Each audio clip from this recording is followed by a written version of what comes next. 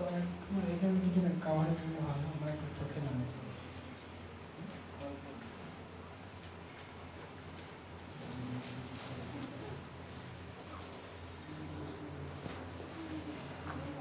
ओम ज्ञानतिमिरन्धस्य ज्ञानाञ्जनशलाकया चक्षुरुन्मिलितं येन तस्मै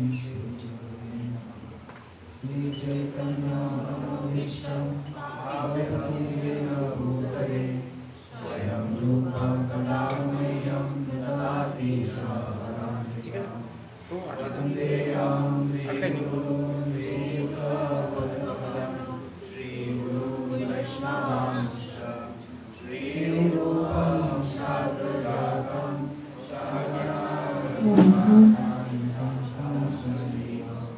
साद्वैतं सावधूतं परिजनसहितं कृष्णं चैतन्यदेवं श्रीराधा कृष्णपादां सगणा ललिता श्रीशाखान्वितांश्च नमो विष्णुपादाय कृष्णप्रेष्ठाय भूतले श्रीमते भक्तिवेदान्त स्वामिनिति नामिने नमस्ते सरस्वती देवे गौरवाणी प्रचारिणे निर्विशेषशून्यवादी पाश्चात्यदेशधारिणे वञ्चाकल्पतरुभ्यश्च कृपासिन्धुभ्येव च पतितानां पावनेभ्यो वैष्णवेभ्यो नमो नमः।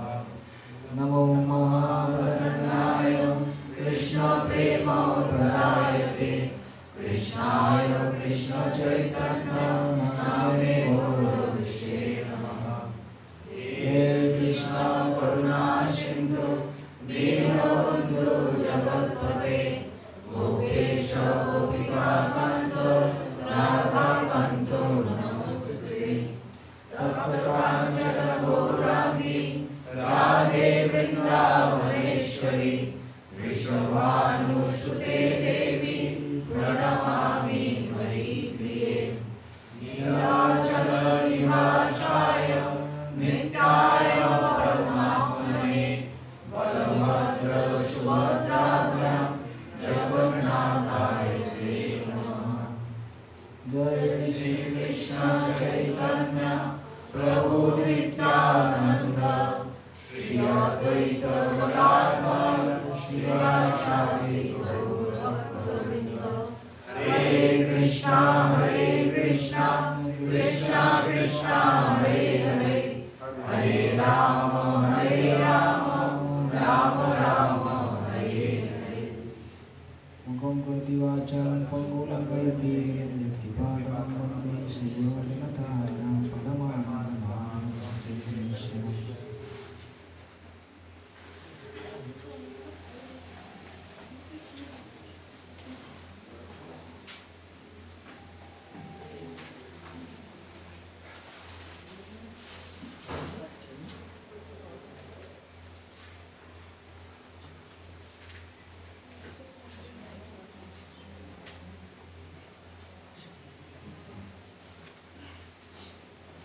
হরে কৃষ্ণ।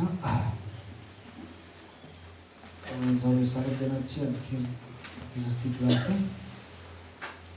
আমরা আজকে অষ্টাদশ অধ্যায় মোক্ষযোগ থেকে আলোচনা করব।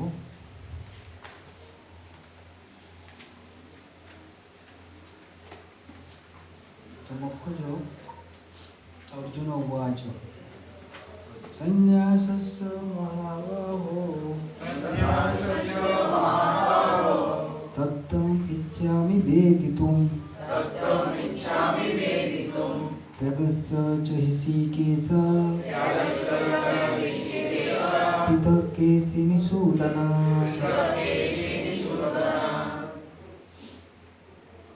তো অর্জুন প্রশ্ন করছে, প্রকৃতপক্ষে ওরা যে সপ্তদশ অধ্যায় ভগবদ্গীতার সমাপ্ত হয়ে গেছে, এখন এই অধ্যায়ে একটা রিভিশন হচ্ছে এবং দ্বিতীয় অধ্যায়ে যে রিভিশন ছিল সমস্ত কিছু সার ওখানে দেওয়া আছে, সেরকম অষ্টাদশ অধ্যায় রিভিশন আছে, সব বিষয়ে এখানে আলোচনা করা হচ্ছে। তো অর্জুন প্রশ্ন করছেন যে হে মহাবাহু, কৃষ্ণ কি মহাবাহু ঋষিকেশ, ভগবানের নাম হচ্ছে কি ঋষিকেশ, কেশি নিষুদন, কেশিদের থেকে সংহার করে দেয়, কেশি নিষুদ, তিনটে উপাধি দেওয়া হয়েছে, মহাবাহু, ঋষিকেশ, কেশি নিষুদন। হে মহাবাহু, হে ঋষিকেশ, হে কেশি নিষুদন, সন্ন্যাসস্য ত্যাগ, সন্ন্যাস এবং ত্যাগ, এই যে দুটো তত্ত্ব ইচ্ছামি পৃথক বেদিত। এখানে যে তত্ত্ব আছে, সন্ন্যাস কাকে বলে, ত্যাগ কাকে বলে, এদের তত্ত্ব আমি পৃথকভাবে বেদিত মানে জানতে ইচ্ছা করি। ভগবানকে জিজ্ঞাসা করছে ত্যাগ ও সন্ন্যাসের মধ্যে কি পার্থক্য, জানি ত্যাগ ও সন্ন্যাসের মধ্যে কি পার্থক্য? হ্যাঁ, ত্যাগ আর সন্ন্যাসের মধ্যে কি পার্থক্য? ত্যাগ হচ্ছে বিষয় সবকিছু থাকবে কিন্তু মনটা ওখান থেকে কন্ট্রোল করে নেবো। আচ্ছা, আর সন্ন্যাস হচ্ছে আপনার মেন মানে এমনি কর্মটাকে যে ত্যাগ করে ফেলছে, যেটা কর্ম করা উচিত সেটাকে সে ত্যাগ করে ফেলছে। Sannyas means sannyas ashram for last stage of life. এক হচ্ছে কর্মফলটা ত্যাগ, সমস্ত কর্মফলগুলো ত্যাগ। ওকে, আর সন্ন্যাস মানে স্বর্ণকালে সতে ন্যাস, সন্ন্যাস মানে সৎ বস্তুতে আমার পুরোটা সমর্পণ করা। তো মিলিয়ে আছে এখানে, এখানে ত্যাগ সন্ন্যাস মানে কর্মটাও ত্যাগ, কর্মটা আর ত্যাগ মানে হচ্ছে কর্মফল। তো এখন সেকেন্ড পুরো যা আছে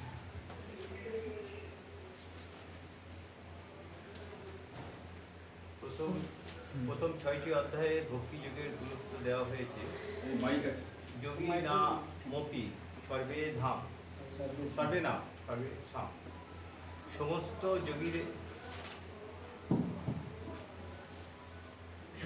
যোগীদের মধ্যে যিনি সর্বদাই তার অন্তরে আমাকে চিন্তা করেন তিনি হচ্ছেন শ্রেষ্ঠ। পরবর্তী 6টি অধ্যায়ে শুদ্ধ ভক্তি, তার প্রকৃতি এবং তার অনুশীলনের বর্ণনা করা হয়েছে। শেষ 6টি অধ্যায়ে জ্ঞান, বৈরাগ্য, জড়া প্রকৃতি, ক্রিয়াকলাপ, অপ্রাকৃত প্রকৃতি ও ভগবত সেবার কথা বর্ণনা করা হয়েছে। সিদ্ধান্ত করা হয়েছে যে পরমেশ্বর ভগবানের উদ্দেশ্য সমস্ত কর্মের অনুষ্ঠান করা উচিত, যিনি ওম তৎ সৎ শব্দগুলির দ্বারা প্রকাশিত হয়েছে, যা বোঝা গেল। তো প্রথম যে 6টা অধ্যায় সেটা কি বলা হচ্ছে? প্রথম 6টা অধ্যায় তাকে বলা হচ্ছে কর্মচক্র, কিন্তু তার উদ্দেশ্য হচ্ছে 6ষ্ঠ অধ্যায় শেষে এটা বলা হয়েছে। 6ষ্ঠ অধ্যায় শেষে কি বলা হয়েছে?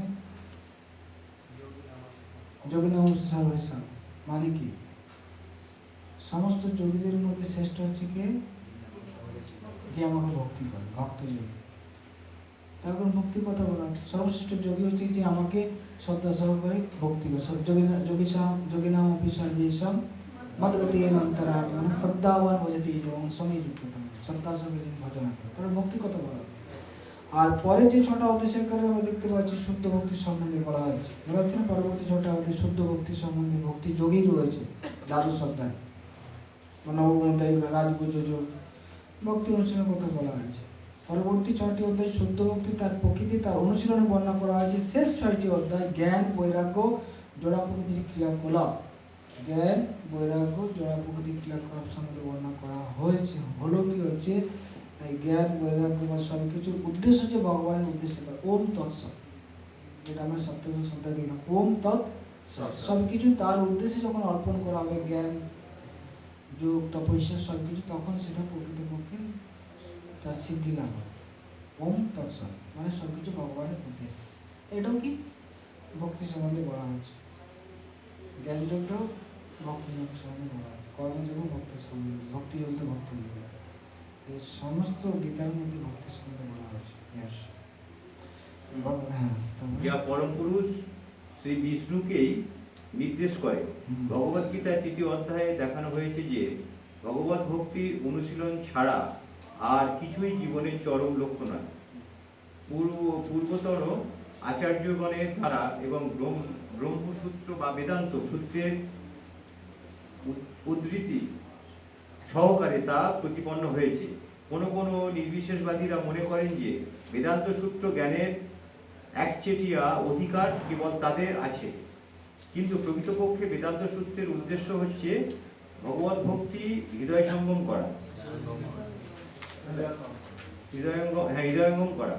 কারণ ভগবান নিজেই হচ্ছেন বেদান্ত সূত্রের প্রণেতা এবং তিনি হচ্ছেন বেদান্ত বেত্তা। বেদান্ত হ্যাঁ, তো তাই অনেকে ভাবে যারা জ্ঞানী বা নির্বিশেষ হয় তারা মনে করে যে আমাদের অধিকার হচ্ছে কি বেদান্ত সূত্রে, ওই জ্ঞান যোগে আমাদের অধিকার।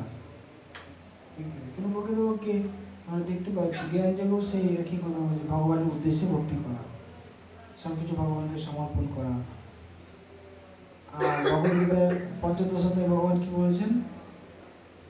আমি হচ্ছি বেদান্তবিদ, আমি হচ্ছি বেদের জ্ঞাতব্য বস্তু, বেদেশ্চ সর্বের অহম এব বেদ্য বেদান্ত কিদ বেদ বিদেব চাম। আমি হচ্ছি বেদবিদ, আমি হচ্ছি বেদের বস্তু। তাই বেদ মানে কি? বেদান্ত একই তো। বেদের যে অন্ত তাকে বেদান্ত বলা হয়। বেদের যে অন্ত মানে কি? ভগবান। বেদের অন্ত হচ্ছে কি? তাই সব জায়গাতে ভগবত ভক্তির কথা বলা হচ্ছে। তো এখন ভগবান উত্তর দিচ্ছেন, শ্রী ভগবান উবাচ কাম্যানাং কর্মণাং নাশম সন্ন্যাসং কবয়ো বিদুঃ সর্বকর্ম ফলত্যাগম বাহুত্যাগম বিচক্ষণাঃ।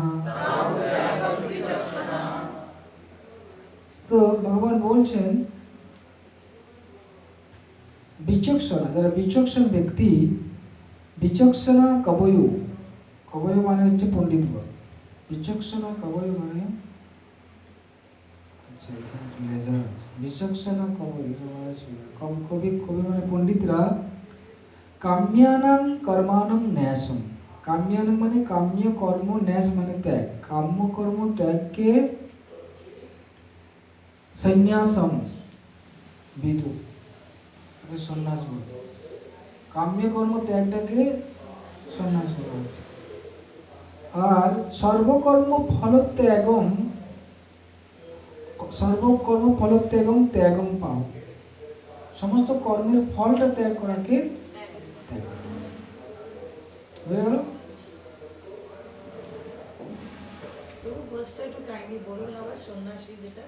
সন্ন্যাস মানে কাম্যানাং, কাম্য কর্ম ত্যাগ। কাম্য কর্ম মানে হচ্ছে যে কর্মটার মধ্যে আমাদের কামনা বাসনা থাকে, সকাম কর্ম, সকাম কর্মটা ত্যাগ করা, এটা বলছে, এটাকে সন্ন্যাস বলা আছে। আর আর সমস্ত কর্ম করতে পারো, তার ফলটা ত্যাগ যদি করো তাহলে সেটা হচ্ছে কি ত্যাগ।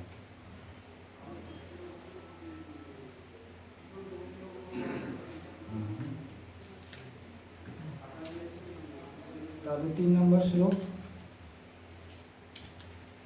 ত্যজ্যং দোষবৎ ইত্যেকে কর্ম পাহো মনীষিণঃ যজ্ঞদান তপকর্ম ত্যজমিতি চ পরে।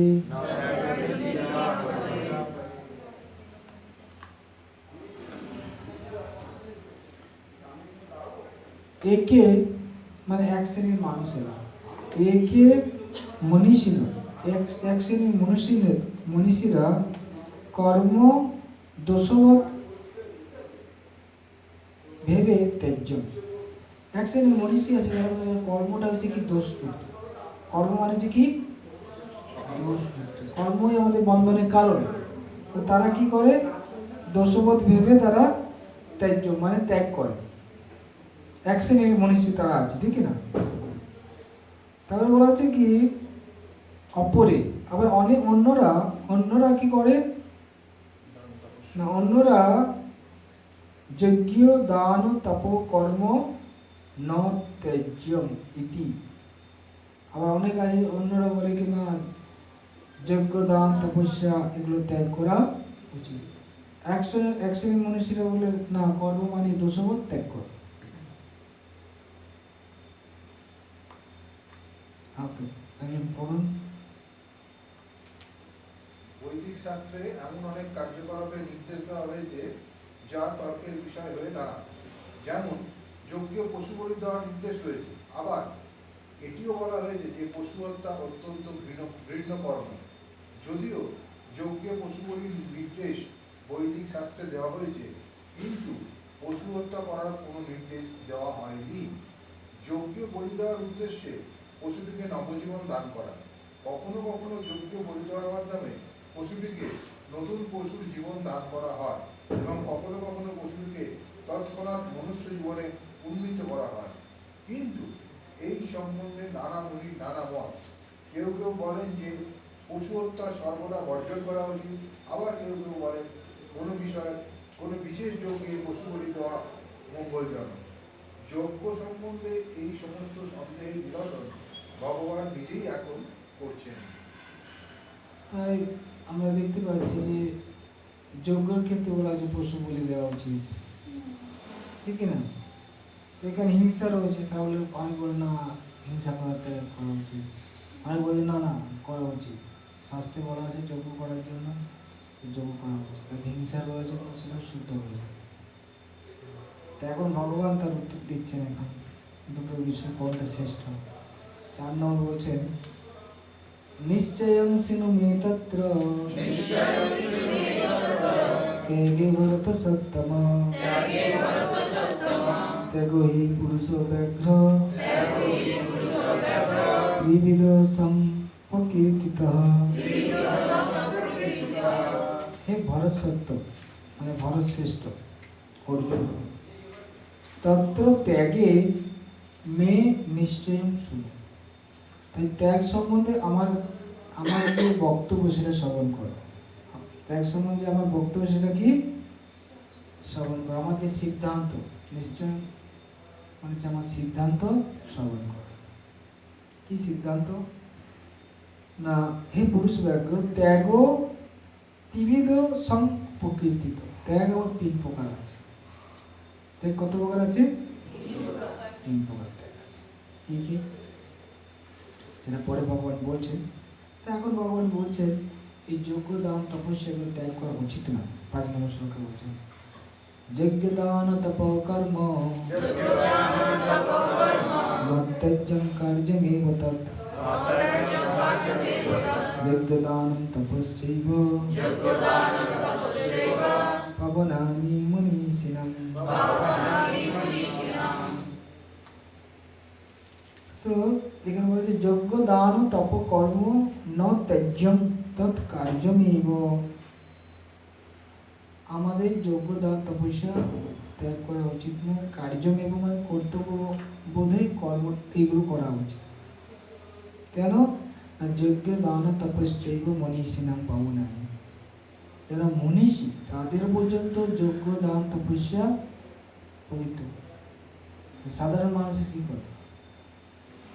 যারা মনীষী তাদের পর্যন্ত এগুলো করা উচিত, এটা বলতে চাই। কারণ তারাও পবিত্র এগুলো করার মানুষ। তাহলে সাধারণ মানুষের কি কথা? সাধারণ মানুষের অবশ্যই করা উচিত। প্রপাত কি বলছেন? প্রপাত এখানে বলছেন যে সন্ন্যাসীর উচিত নয় কোনো বিবাহ যুক্ত হোক, বিবাহ কার্যে যাও। কিন্তু প্রপাত অনেক শিষ্যদের কি হচ্ছে বিবাহ দিয়ে দিয়েছে না। তো অনেকে প্রপাত এই করে যে সন্ন্যাসী হয়ে কেন বিবাহ দিবে। প্রপাত বলছেন বিবাহটা যোগ্য। তারা কৃষ্ণ ভাবনামৃতি জীবনে অগ্রসর হওয়ার জন্য বিবাহ করছে। সবাই ত্যাগের রাস্তায় যেতে পারবে না। তাই যারা ওই পর্যায়ে নেই তাদের জন্য বিবাহ করে সুস্থভাবে জীবনযাপন করা, ভক্তি জীবনে অগ্রসর হওয়া, এটাও একটা কৃষ্ণ ভাবনার পথে সাহায্য করে। ভগবান নিজে কেন বলছেন যোগ্যতা তপস্যা মনীষীদের পর্যন্ত হতে পারে। কোট করছে, ঠিক আছে? কারণ একজন সন্ন্যাসী যিনি সবকিছু ত্যাগ করেছেন এবং পারিবারিক সম্পর্ক ত্যাগ করেছেন তার পক্ষে কি বিবাহ অনুষ্ঠানে উৎসাহ দান করা উচিত? ভগবান এখানে বলেছেন যে মানব সমাজের মঙ্গলের জন্য যে যজ্ঞ তা কখনোই ত্যাগ করা উচিত নয়। বিবাহ যজ্ঞের উদ্দেশ্য মানুষের মনকে সংযত করা, যাতে মন পারমার্থিক উন্নতি সাধনের জন্য শান্ত ও সমাহিত হতে পারে। অধিকাংশ মানুষকেই এই বিবাহযোগ্য অনুষ্ঠানে উৎসাহিত করা সর্বত্যাগী সন্ন্যাসীদেরও কর্তব্য। সন্ন্যাসীর কখনোই স্ত্রী সঙ্গ করা উচিত নয়, কিন্তু তার অর্থ এই নয় যে যারা জীবনের নিম্ন স্তরে রয়েছে, যারা নবযুবক, তারা বিবাহের মাধ্যমে সহধর্মিণী গ্রহণ করবে না।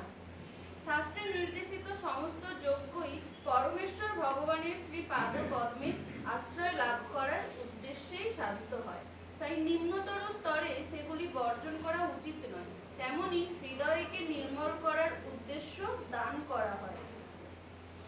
তাই শাস্ত্রে বলা আছে যে এগুলো কি করে ভগবানের উদ্দেশ্যে করা হয়, তাহলে এগুলো আস্তে আস্তে হৃদয়কে পবিত্র করে।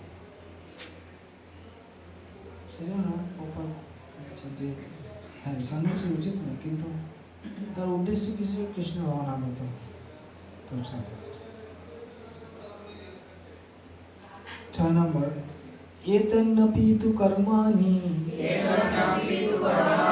संगं त्यक्ता फलानि च कर्तव्यानीति मे पार्थ निश्चितं मतमुत्तमम्।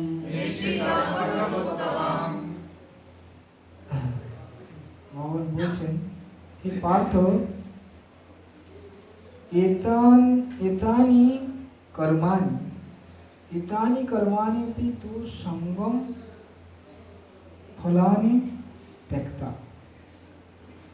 তাই এতানি কর্মাণি মানে এই সমস্ত কর্মের সঙ্গ মানে হচ্ছে কি কর্তৃত্ব অভিমান বা আসক্তি ত্যাগ এবং ফলও ত্যাগ, কর্তৃত্বাধীন ত্যাগ এবং ফলের ত্যাগ করা।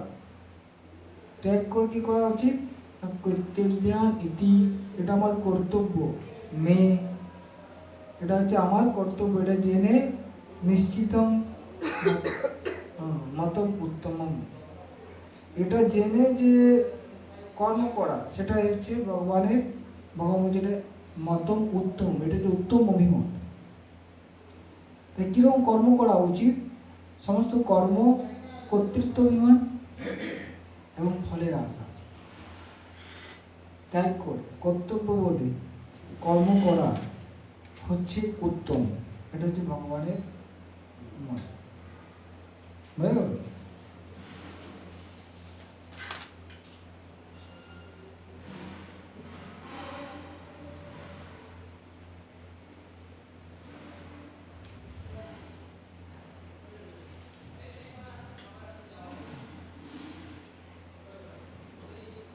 তারপরে 7 নম্বর শ্লোক,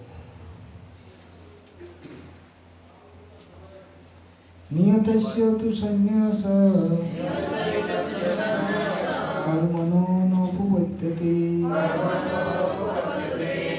মহাত্মস্য পরিত্যাগ তামস পরিকীর্তিত। এখন তামসিক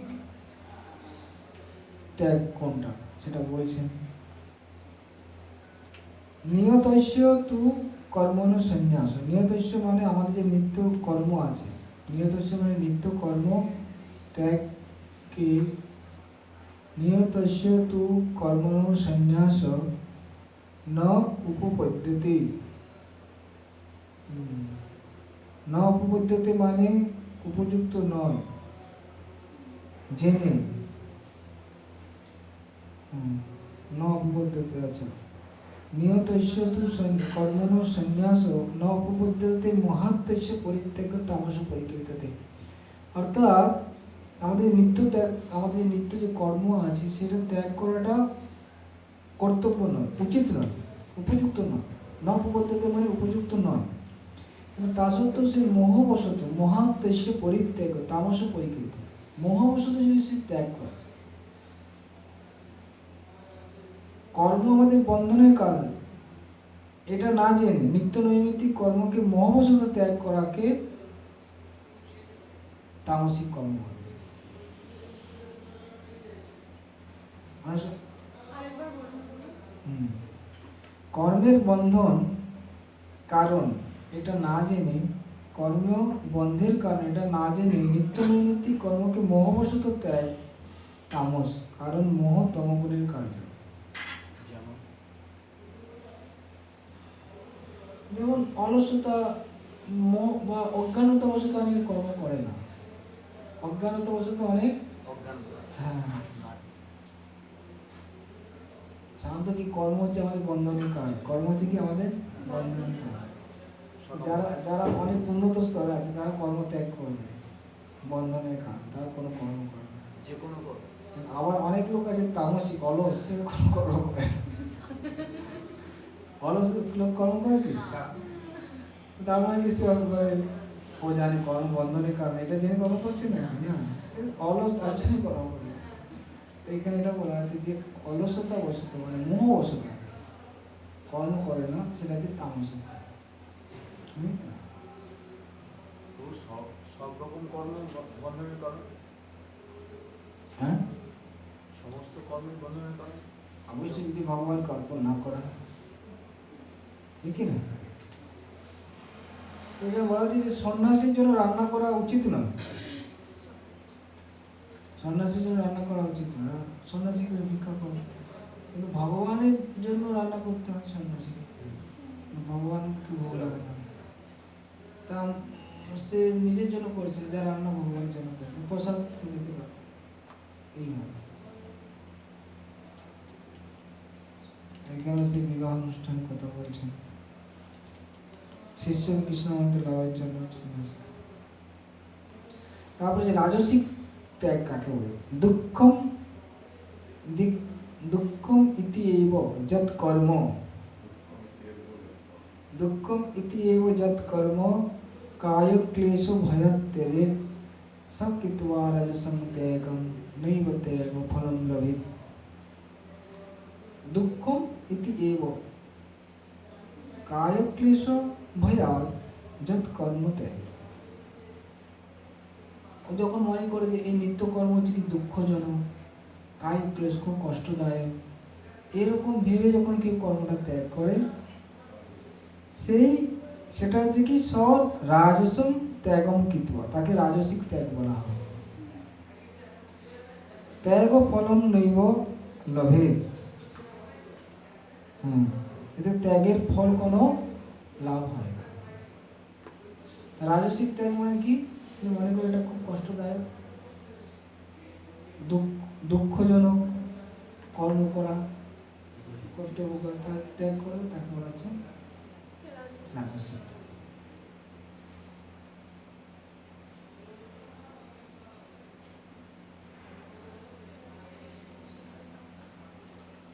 পড়ুন।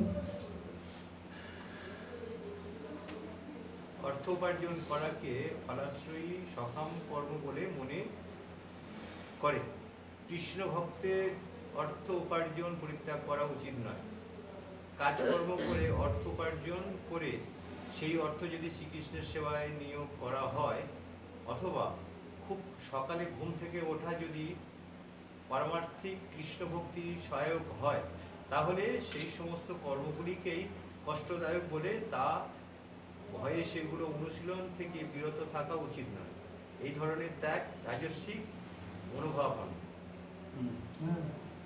অর্থ উপার্জন করাও এটা ভগবানের সেবায় লাগানো যেতে পারে। অর্থ উপার্জন করে কি করা উচিত? ভগবানের সেবাতে। সেরকম ভাবে আমাদের কি ভোরে ওঠা খুব কষ্টদায়ক, সকালে ঘুম থেকে উঠতে চায় না, বিশেষ করে এখন ঠান্ডার সময়। আমি উঠবো না, মঙ্গল আরতি করবো না, ঠিক আছে। এই যে ত্যাগটা, এটা হচ্ছে কি রাজস্বিক যেটা বলছে, কষ্ট লাগে। আর সাত্বিক ত্যাগ কোনটা? कार्यमिति एव यत्कर्म नियतं क्रियते अर्जुन संगं त्यक्त्वा फलं चैव सत्यगो शान्तिको मतः।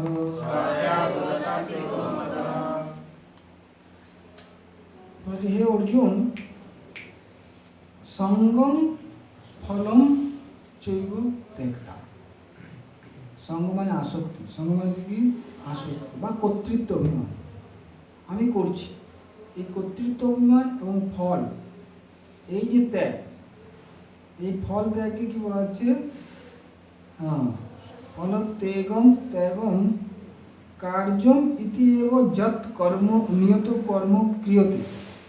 কার্যম ইতি এব, কার্যম ইতি এব মানে এটা আমার কর্তব্য মনে করে, এটা হচ্ছে আমার কর্তব্য। কর্তব্য মনে করে যৎ কর্ম, যে নিয়ত কর্ম করা হয়, তাকে সৎ এবং সাত্বিক, তাকে সাত্বিক ত্যাগ বলা হচ্ছে। অর্থাৎ আমার এটা কর্তব্য, এটা হচ্ছে কি আমার কর্তব্য, আর তার কোনো কর্তৃত্ব অভিমান থাকবে না, কোনো ফলের আশা থাকবে না। তাহলে সেই কর্মটা হলো কি আর সাত্বিক। এখানে ত্যাগটা কি হলো? আগে দুটো ত্যাগ জানলাম, আগে দুটোতে পুরো কর্ম ত্যাগ করে দিচ্ছে, আগে দুটো কি করছে পুরো। এখন কি ত্যাগ? ত্যাগ বলা হচ্ছে যে কর্তব্য বোধে আমরা কর্ম করছি, হ্যাঁ, আসক্তি এবং ফলের আশা বাদ দিই, তাই এটা কি ত্যাগ করা হয়? কর্মফলের আসক্তি ত্যাগ, কর্মফলে আসক্তি ত্যাগ এবং কর্তৃত্ব অভিমান ত্যাগ। এখানে ত্যাগ মানে দুটো জিনিস, কর্তৃত্ব অভিমান ত্যাগ করছে এবং কাজের ফলটাও ত্যাগ করছে, এই দুটো জিনিস কার্য ত্যাগ করছে। বুঝে গেল? বলুন। এইরকম মনোভাব নিয়ে সর্বদা নিত্যকর্মের অনুষ্ঠান করা উচিত। ফলের প্রতি অনাসক্ত হয়ে কাজ করা উচিত, এমনকি কাজের ধরনের প্রতিও অনাসক্ত হওয়া উচিত। কৃষ্ণ ভাবনাময় কোনো ভক্ত কখনো কোনো কারখানাতে কাজ করলে তিনি কারখানার কাজ করেন না বা শ্রমিকদের সঙ্গ করেন না, তিনি কেবল শ্রীকৃষ্ণের জন্য কাজ করেন এবং যখন তিনি তার ফল শ্রীকৃষ্ণকে অর্পণ করেন তখন তার সেই কর্ম অপরাহিত স্তরে অনুষ্ঠিত হয়। মহারাজ কৃষ্ণবর্ণা ভক্ত যদি কখনো কোনো কারখানাতেও কাজ করেন, তখন তিনি কারখানার কাজের প্রতি আসক্ত হন না, বা কারখানার শ্রমিকদের প্রতিও আসক্ত হন। এখন ভগবান বলছেন যে, প্রভুপাদ বলছেন যে আমাদের কাজের ধরনের প্রতি অনাসক্ত হয়। অনেক সময় আমরা কোনো একটা সেবার প্রতি আসক্ত, আমরা এই সেবাটা করবো, একটা সেবার প্রতি আসক্তি হয়ে যায় অনেক সময়। অন্য সেবাগুলো আমি করতে চাই না, আমারটা ভালো লাগে, প্রসাদ সার্ভিস করা হোক বা যে কোনো সেবা, আমি ওই সেবাই করবো। অন্য কোনো সেবা দিলে করবে না, ঝাড়ু দিতে হবে, ঝাড়ু দিয়ে করবো না, এটাও ঠিক না। এটা বলতে চাইছি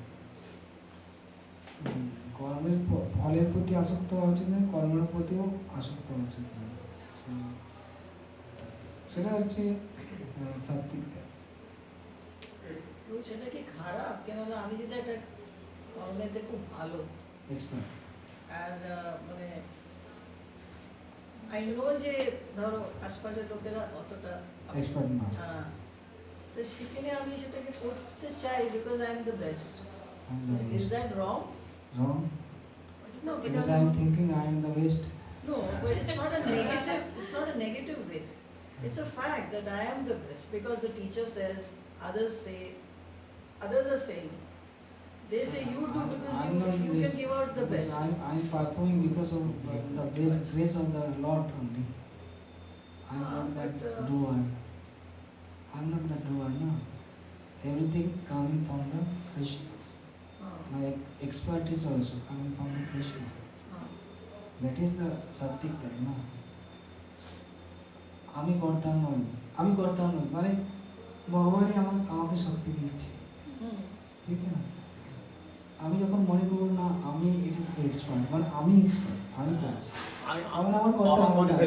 সবাই বলছে নেই তুই কর, তুই কর, তুই ভালো পারিস, সেটা আমরা অতটা ভালো পারি না। আমার সেই অহংকার নেই যে আমি এটা ভালো পারি, অন্যরা আমাকে বলছে যে তুই কর, আমরা অত ভালো পারি। সেই ক্ষেত্রে what is wrong in that? সেটা আলাদা, সেখানে তো ওরা বলছে, আমি তো চাইছি না। হ্যাঁ। ওরা বলতে ঠিক আছে, কিন্তু আমি অনেক সময় আসক্ত হয়ে যাই, সেটা প্রবলেম, বুঝলি? অন্য যদি বলে ঠিক আছে তুমি করো, আমার করার ইচ্ছে নেই, ওর জন্য যুদ্ধ করার ইচ্ছে নেই, ভগবান বলছে করতে হবে, তখন সে করছে, তখন সে ঠিক আছে। আমি যদি আমার ভালো লাগছে না, আমি করবো না, সেটাও খারাপ। অর্জুন যুদ্ধ করতে চাইছিল না, কিন্তু ভগবানের জন্য যুদ্ধ করতে আমার আমি চাই, অর্জুন করেছে, তো সেটা পারফেক্ট। সেরকম অনেক জিনিস আমি পছন্দ করি, সেটা আমি করতে চাই, ভগবান যদি না চাই তখন সেটা না। সেটা দুটো জিনিসই আর অ্যাকচুয়ালি আছে। অনেক সময় কি হয়, কেউ যেমন ভালো ড্রেসিং করতে পারে, কেউ ভালো অ্যাকাউন্ট করতে, এখন যে অ্যাকাউন্ট যে ভালো তাকে ড্রেসিং করতে দিল, আর যে ভালো ড্রেসিং তাকে অ্যাকাউন্ট দিল, সেটা কি হবে তখন?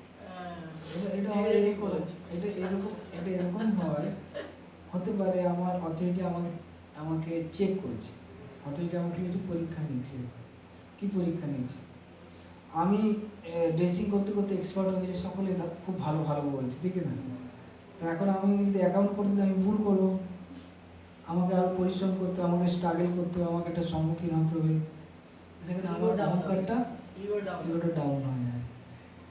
এটা তো যখন করতে করতে এক্সপিরিয়েন্স হয়ে গেল সিনিয়র, তখন কিন্তু প্রথম স্তরে এটা কি হবে? ওটাই আর কি, মানে শিক্ষা দিচ্ছে, দেখো তোমাকে আমি যে কোনো জায়গায় দিতে পারি, তুমি আজকে তুমি চামড় ডোলাচ্ছ ভগবানের কাছে, কালকে তোমাকে ঝাড়ু দিতে হবে, কিন্তু ঝাড়ু যে কোনো জিনিস করতে হবে একটু, যে তা এটা মানে আসক্তি থেকে ত্যাগ করতে হচ্ছে না। যেখানে বলবে দাস মানে হচ্ছে কি, সেবক মানে কি, যেখানে কাজে লাগাবে সেখানে করবে, এরকম আমার কোনো রিজার্ভেশন নেই, আমি এখানে যাবো এখানে যাবো না, এখানে না, যেটা বলবে সেটা করো, আমি করতে পারি করবো, না করতে পারলো যদি বলে আমি যত চেষ্টা করে করবো, সেবক মানে এটা, মানে সে তার সমস্ত সেবা সমান, সমস্ত সেবা সমান, এবং সে তার নিজের শক্তি দিয়ে সে কাজটা করার চেষ্টা করে। ভালো মন্দ কি হবে এটা ভগবান, আমার কিছু কাজ নেই। নিরাশী নির্মম ভূতুয়া আছে না, এটা আশা ত্যাগ করে, নির্মম ত্যাগ করে আমাদের কর্ম করে দিতে হবে। একটা উদাহরণ, আমি যদি ধরো রান্না করতে ভালো পারি না, হ্যাঁ, আর আমি জানি যে ও রান্না খুব ভালো পারে, ওকে, আর প্রভু যে ইনচার্জ আমাকে বলছে রান্না করতে, আর আমি তো জানি আমি অত ভালো পারি না, আর এটা ভগবানের জন্য হবে, তাই না প্রভু ওকে বলো। তারপরে যদি বলে অথরিটিতে না তুমি করো, তখন করা উচিত। আর এটা করার মাধ্যমে কি হবে, দুটো জিনিস, মানে আপনার যেখানে ধরুন যে প্রতিভাগুলো নেই, আপনি যতক্ষণ না একটা স্ট্রাগল করছেন ততক্ষণ পর্যন্ত আপনার প্রতিভাগুলো জাগ্রত হবে। তা আপনি তো রান্না করতে জান না, কিন্তু আমার যদি দায়িত্ব দেওয়া হয়, আপনি যত পালন করে দেবেন, আপনি রান্নাতে এক্সপার্ট হয়ে গেছেন। তার বিনিময়ে তা আপনি ভাবতে পারেন কি করে, আপনি নিজেকে কেন ভাবছেন লিমিটেড ভাবছেন কেন? ভগবানের কৃপা যে কোনোভাবে আমার মাধ্যমে হতে পারে, যদি আমি থাকি না, তো আমার ওই জিনিসটাও গ্রো হতে পারে। আমি হয়তো এখন রান্না করতে পারি না, অনেকভাবে আমি এটা পারি এটাই করবো, কিন্তু না, আপনি রান্না করতে এক্সপার্ট হয়ে যাবেন, ঠিক না? আমি সব কিছুতে এক্সপার্ট ছিল, রান্না করতেন, বই লিখতেন, ক্লাস দিতেন, সব কিছুতে এক্সপার্ট, হ্যাঁ, কীর্তন প্রচার সব কিছুতে, ম্যানেজমেন্ট। কিন্তু আমরা তো করছি ভগবানের প্রীতি সুখী বিধানের জন্য, এখন আমি যখন রান্নাটা করলাম এটা ঠিক কোয়ালিটিটা ভালো হলো না, এটা লঙ্কা বেশি হলে যায়, এবার তো সেটা ভগবান তো ক্ষেত্রে সন্তুষ্ট হচ্ছে না। না, বিষয়টা এটা হচ্ছে কি, যখন আমি অথরিটির নির্দেশ অনুসারে করছি, আমার যদি সেরকম কী বলবো শরণাগতি থাকে, আমি যদি ভগবানের কাছে প্রার্থনা করি, ভগবান আমাকে অ্যাকসেপ্ট করে নেন। ভগবান শুধু ভক্তি দেখছেন, কি দেখছেন? ভগবান অন্য কিছু দেখছেন না। কোনো ব্যক্তি যদি ভক্তি দিয়ে রান্না করে, হ্যাঁ, এবং তার শরণাগতি, আমি জানি না কিছু, ভগবান রাধা রানী বা কৃষ্ণ, ঠিক না, আমি কিছু জানি না, তুমি সাহায্য করো, আমি বিপদে পড়ে গেছি, এখন তুমি আমাকে সাহায্য করো, যাতে নুন কম হলো কি বেশি হলো, এই জিনিসটা কি হচ্ছে, আমার ভক্তি হচ্ছে, এটা কি ভক্তি?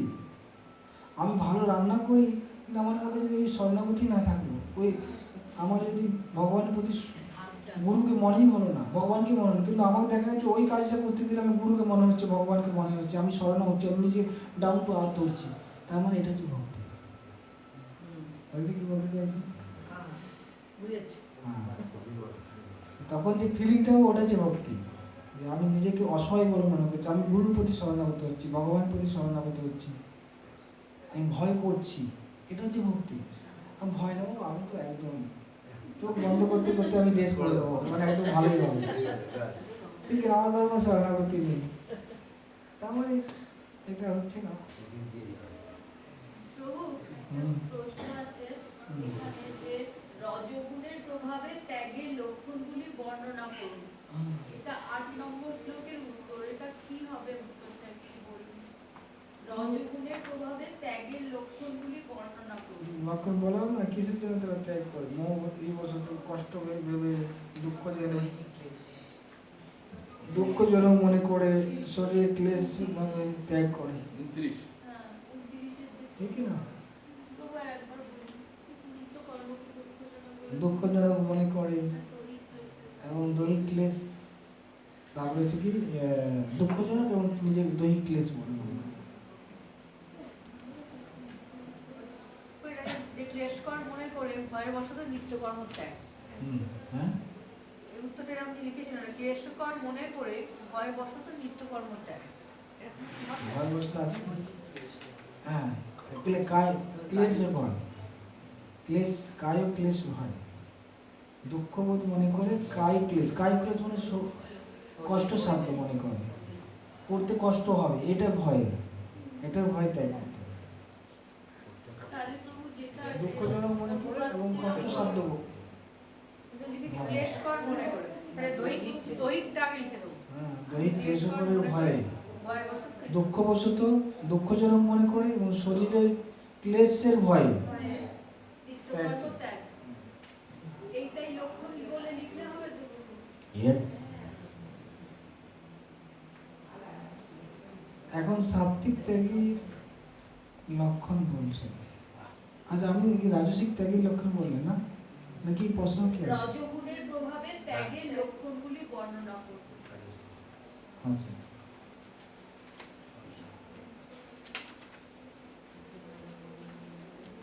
ঠিক আছে, ঠিক আছে। তো এখন সাত্বিক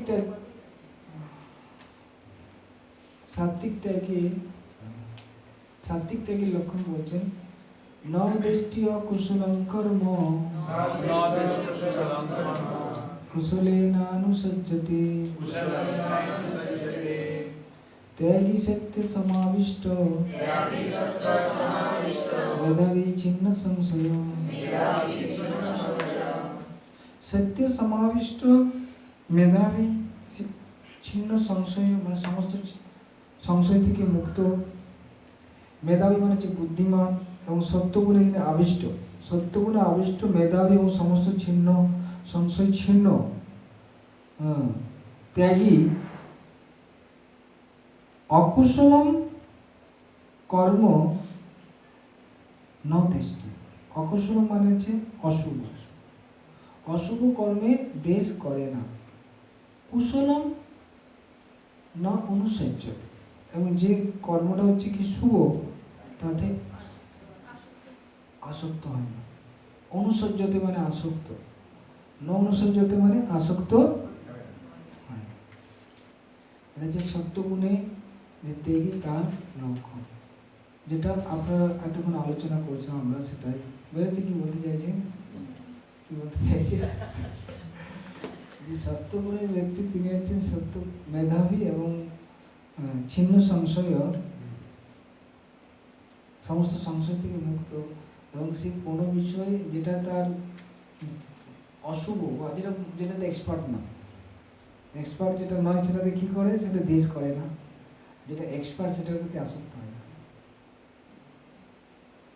যদি এক্সপার্ট শুভ কর্মে আসক্ত না শুভ কাজে আসক্ত হয় না, অশুভ কাজে দেশ করে। এটা শুভ কর্মে আসক্ত হন না, একটা উদাহরণ দিন। শুভ কর্মে আসক্ত না, শুভ কর্ম ধরুন ওকে কাউকে মেরে দেওয়া, এটা তো শুভ কাজ নয়। অশুভ কাজ না, গুরুকে হত্যা করা অশুভ কাজ, কিন্তু ভগবানের জন্য আমি করতে রাজি আছি। সবাই জগতে নিন্দা করো, ঠিক না? অর্জুন হত্যা করেছে, সবাই অনেকে নিন্দা করতে পারে, কিন্তু ভগবানের সন্তুষ্টির জন্য তুমি সব কিছু করতে পারো। তাই বলা হচ্ছে যে ভগবানের পৃথিবীধারণের জন্য জগৎ যদি নিন্দা করে তাও আমি করতে রাজি আছি। আবার ভগবান যদি পৃথিবীধার নাম সমস্ত জগৎ আমার গুণগান করে তা আমি করতে চাই না। সবাই আমার গুণগান করছে কিন্তু ভগবান অসন্তুষ্ট, আর ভগবান সন্তুষ্ট সমস্ত জগৎ আমার নিন্দা করে তা আমি করতে রাজি আছি। সেটা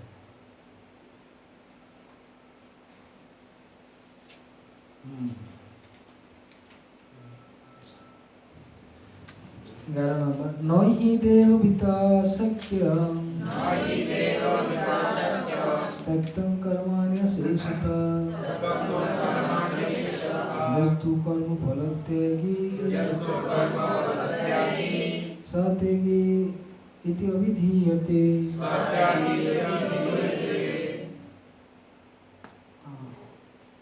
বলছে কি দেহবিতা, দেহবিতা মানে যে দেহধারী জীব, দেহধারী জীবরা অশেষত কর্মাণি ত্যক্তুম ন শক্যম, দেহধারী জীবরা কর্ম সম্পূর্ণ, অশেষত মানে সম্পূর্ণরূপে ত্যাগ করতে পারে না। যাদের শরীর আছে তারা কর্ম ছাড়া থাকতে পারে না। কোথায় আছে এই শ্লোক?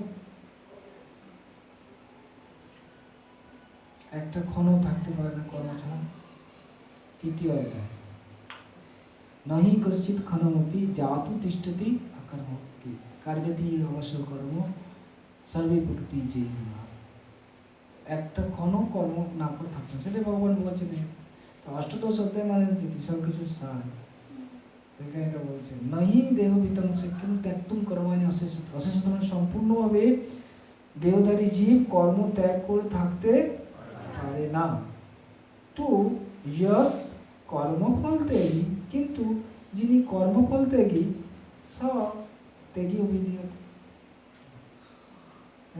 কিন্তু যিনি কর্মফল ত্যাগ করেন তিনি হচ্ছেন ত্যাগী। কর্ম করো তারপরে ফলটা তুমি ত্যাগ করো, কিন্তু কর্ম ত্যাগ করতে পারবে না। প্রতিটা জীব কর্ম করতে হয়, কিন্তু কর্মফল ত্যাগটা আমরা করতে পারি। কর্মফল ত্যাগ করা ত্যাগ করা উচিত।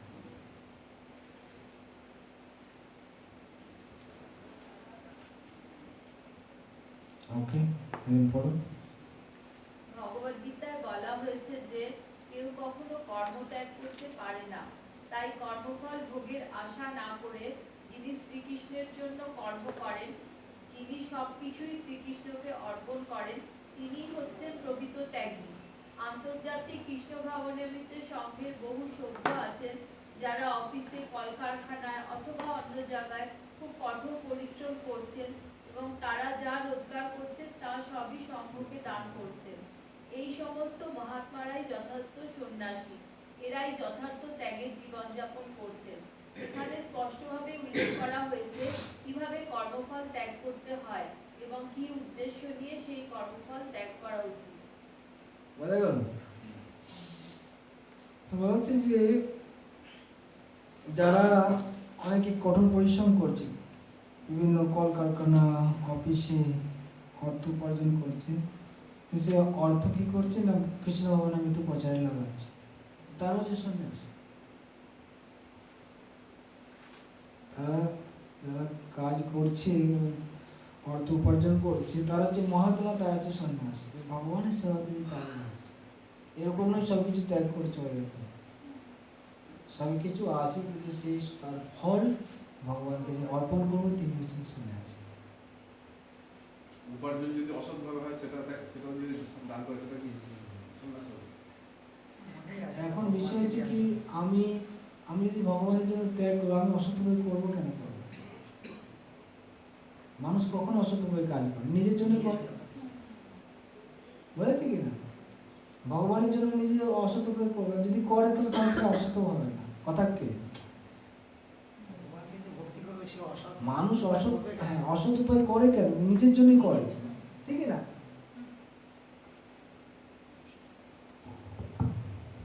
যেহেতু সে ভগবানের জন্য করে, সে তার মধ্যে এরকম কিছু থাকে না যে আমার তো অসৎ, আমি এটা করতে পারি, আমি এত ভোগ করবো, এই করবো, তার জন্য সে অসৎ করে। আমি জন্য বলে অনেক ব্যবসায়ী আছে না, সব চিটিং করে সেসব সে ইনকামটা ভগবান দিয়ে দিচ্ছে, সেটাও তো অসুখ হবে।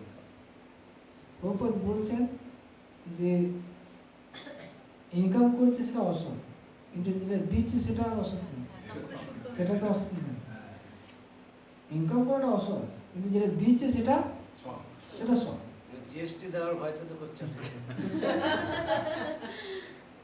তাই দান করছে। তাহলে এরপর পুর ফলটা কি হবে? ফল ভালো হবে না খারাপ হবে? মিক্স থাকবে, তাহলে যে কি মিক্স। যেমন একসময় প্রভুপাদ বলছিলেন, প্রভুপাদের সাথে একজন বড় বিজনেসম্যান ছিল, ও কি করতো না, ও কাচের বিজনেস করতো।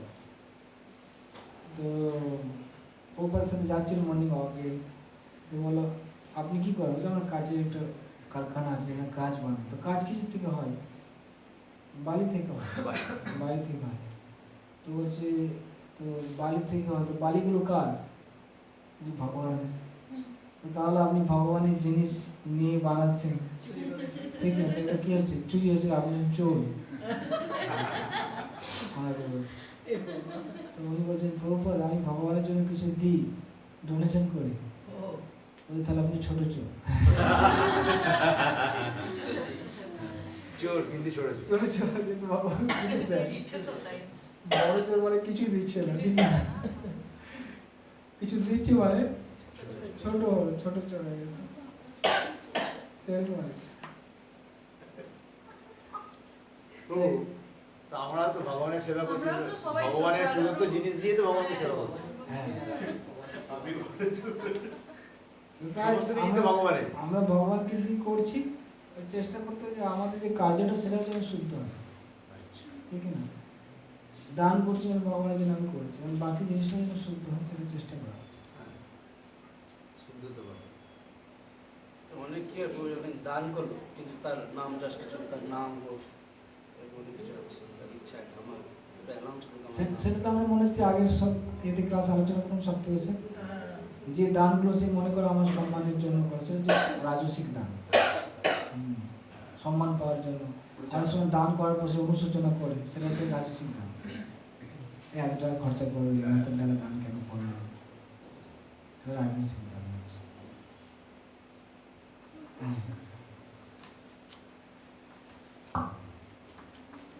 12 নম্বর,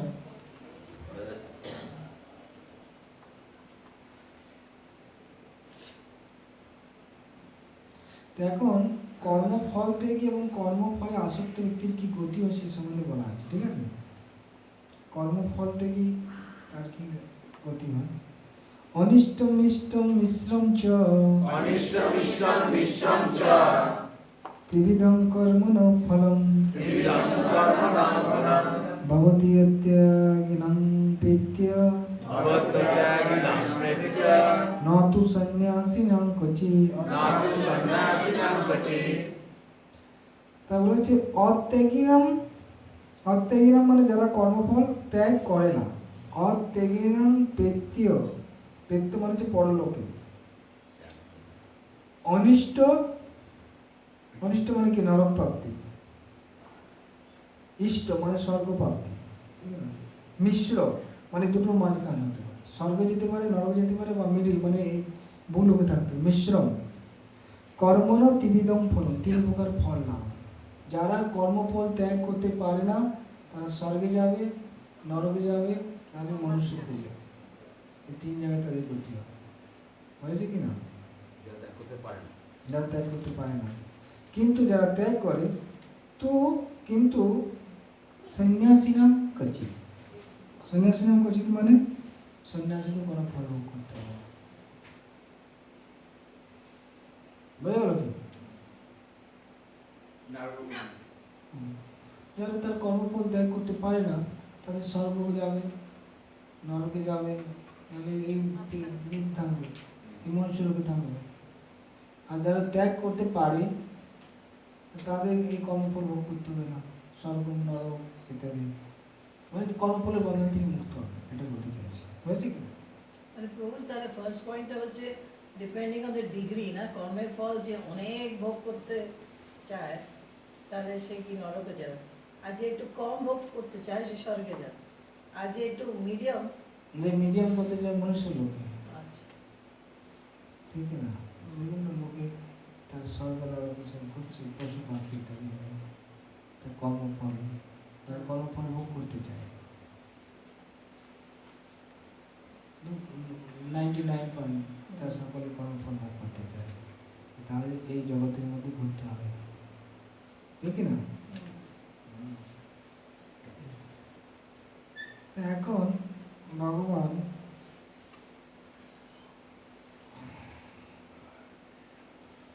এখন প্রশ্ন হচ্ছে যে কর্মফল থেকে যারা তারাও তো কর্ম করে, তো তারা কেন কর্মের ফল থেকে মুক্ত হবে? যারা কর্মফল দিয়ে তারা তো কর্ম করে, ফলটা ত্যাগ করে, কিন্তু তাহলে কি করে তারা কর্মবন্ধন থেকে মুক্ত হবে? তারাও তো কর্ম করছে, ঠিক না? তা তো ফল ত্যাগ করছে। হ্যাঁ, তো তার উত্তরটা বলা হচ্ছে যে কর্ম করে কিন্তু সে নিজের উপর কর্তৃত্ব অভিমান রাখে না। আমি করছি এই কর্তৃত্ব অভিমান থাকে না, যখন সে কর্তৃত্ব অভিমান থাকে না, ভগবান কর্তা, তখন সে কর্মের ফল থেকে মুক্ত হয়। যতক্ষণ ভাবে আমি কর্তা ততক্ষণ সে কর্মের বন্ধনের মধ্যে, তাই যে কর্মফল ত্যাগ করে সে নিজের কর্তা বলে মানে না, সেটাই বলতে পারে। তাই একটা কর্মের জন্য কারণ আছে, 5টা কারণ, সেটা বলছে পঞ্চেতানি মহাবাহো কারণানি নিবোধ মে সংখ্যে কৃতান্তে ভক্ত্যানি সিদ্ধয়ে সর্বকর্মণাম। হে মহাবাহো, सांख्य মানে सांख्य जो वेदांत शास्त्र, कितांते सिद्धांते पोक्तानि सर्वकर्माणां सिद्धये एतानि पंच कारणानि। শাস্ত্রে কিতান্তে বা সিদ্ধ হয়ে, হ্যাঁ, সমস্ত সিদ্ধির জন্য আমরা যে কর্ম করি, সর্বকর্মনাম সিদ্ধ হয়ে, সমস্ত কর্ম সিদ্ধির জন্য এতানি পঞ্চ কারণ, এই 5টা কারণ আছে। নিবোধমে, নিবোধমে মানে আমার কাছে শ্রবণ করো। একটা কর্ম করার জন্য 5টা কারণ আছে, সেই কারণগুলো কি? অধিষ্ঠানম তথা কর্তা করণম চ পৃথক বিধম বিবিধাশ্চ পৃথক চেষ্টা দৈবং চৈবাত্ম পঞ্চমম। তো 5টা কারণ হচ্ছে কি? অধিষ্ঠান, অধিষ্ঠান মানে হচ্ছে স্থান, অধিষ্ঠান মানে তথা কর্তা, কর্তা মানে একজন যে ব্যক্তি করতে লাগে, কর্তা লাগে, কর্ম করতে গেলে স্থান লাগে, লাগে না? আর কি লাগে? যে করে কর্তা, কর্তা লাগে, আর কি লাগে? হ্যাঁ, উপকরণ লাগে 3টে, আর হ্যাঁ পরিকল্পনা, প্রচেষ্টা, পরিকল্পনা 25টা লাগে, কি লাগবে? 25টা। আর কি কারণে করছে, কি কারণে তো হয়ে গেছে, স্থান হলো। আর এবার যে জিনিসটা করা যাবে, যেমন কোনো যন্ত্র দিয়ে আমি করতে পারে না, যন্ত্র করতে পারে না, যন্ত্রকে চালাতে হবে, তাহলে আমাকে ইন্দ্রিয়গুলো ইউজ করতে হবে। হ্যাঁ, সেটা উপকরণ, সেটা যে করণ, উপকরণ। আর যে দৈব, দৈব মানে ভগবানের ইচ্ছা, ভগবানের ইচ্ছা, সেটাই বলছেন। অধিষ্ঠানম তথা কর্তা করণম পৃথক বিধম, পৃথক বিধম মানে হচ্ছে নানা প্রকার করণম, বিভিন্ন প্রকার করণ লাগবে, উপকরণ। আর পৃথক বিবিধাশ্চ পৃথক চেষ্টা, চেষ্টা প্রচেষ্টা দরকার। অত্র চ দৈবম পঞ্চম, পঞ্চমম দৈবম, এবং 5টা কারণ, পঞ্চম কারণ হচ্ছে কি? দৈব, অর্থাৎ পরমাত্মা। হয়েছে কি? নানা প্রকার করণ মানে ইন্দ্রিয় সমূহ হচ্ছে। হ্যাঁ, ইন্দ্রিয় লাগবে, তারপর ধরুন আমি এখানে কাজ করছি, আমার এখানে মাইক লাগছে, আমি মুখে বলছি, এলিমেন্টস ঠিক আছে, এখানে আপনার রয়েছেন বই রয়েছে, পেন রয়েছে, বসার আসন রয়েছে, ঘর রয়েছে, এগুলো সব উপকরণ, তার মাধ্যমে কিছু হরিকথা শোনা হচ্ছে বা ক্লাস হচ্ছে। কিন্তু প্রচেষ্টা কি প্রচেষ্টা আপনারা চেষ্টা করেছেন, তাই এখানে আসতে পেরেছেন, এখানে কোর্স এনরোল করেছেন, চেষ্টা করতে হবে, তারপর কোর্সে বসতে পেরেছেন। মানে এফর্ট যেটা, এফোর্ট দরকার, প্রচেষ্টা, এফোর্টস না দিলেও হবে না, সব কিছু পিছনে এই সমস্ত হলো প্লাস ভগবানের ইচ্ছা, ইচ্ছা ভগবানের ইচ্ছা না করে আপনি আসতেই পারতেন না আলটিমেটলি, ঠিক আছে, সব কিছু আছে প্লাস ঠিক আছে। এই পাঁচটি হচ্ছে কারণ। তারপরে 15 শরীরমাগ মনোভির্যত কর্ম পার্বতী নরঃ নেয়ং বা বিপরীতং বা পঞ্চেতে তস্য হেতব। নর মানে মনুষ্য, শরীর, শরীর দ্বারা, বাক মানে বাক্যের দ্বারা, মনের দ্বারা, মনের দ্বারা ন্যায্য, ন্যায্য মানে হচ্ছে কি ন্যায়যুক্ত, ঠিক আছে, বা বিপরীতম অন্যায্য, অন্যায়, ন্যায় বা অন্যায়, বা যত কর্ম পার্বতী, যে কোনো কাজ যদি করে, সে ন্যায় অন্যায় যা কিছু কর্মে করে তার জন্য তৈশ্য পঞ্চায়েতে হিত, এই পাঁচটা হচ্ছে কারণ। কোনো মানুষ পাপ করছে, পুণ্য করছে, যা কিছু করছে তার জন্য কারণ হচ্ছে কি এই পাঁচটি। বুঝেছে কি? হয়ে গেছে? তো অন্যায় করতে গেলে ভগবানের সাহায্য, ভগবান তাকে করছে, ভগবান সাহায্য করছে না, ন্যায় করছে তত ভগবান সাহায্য করার জন্য স্বাধীন দিয়ে দিয়ে, ঠিক না? তো সব কিছুর মধ্যে ভগবানের সাহায্য লাগছে।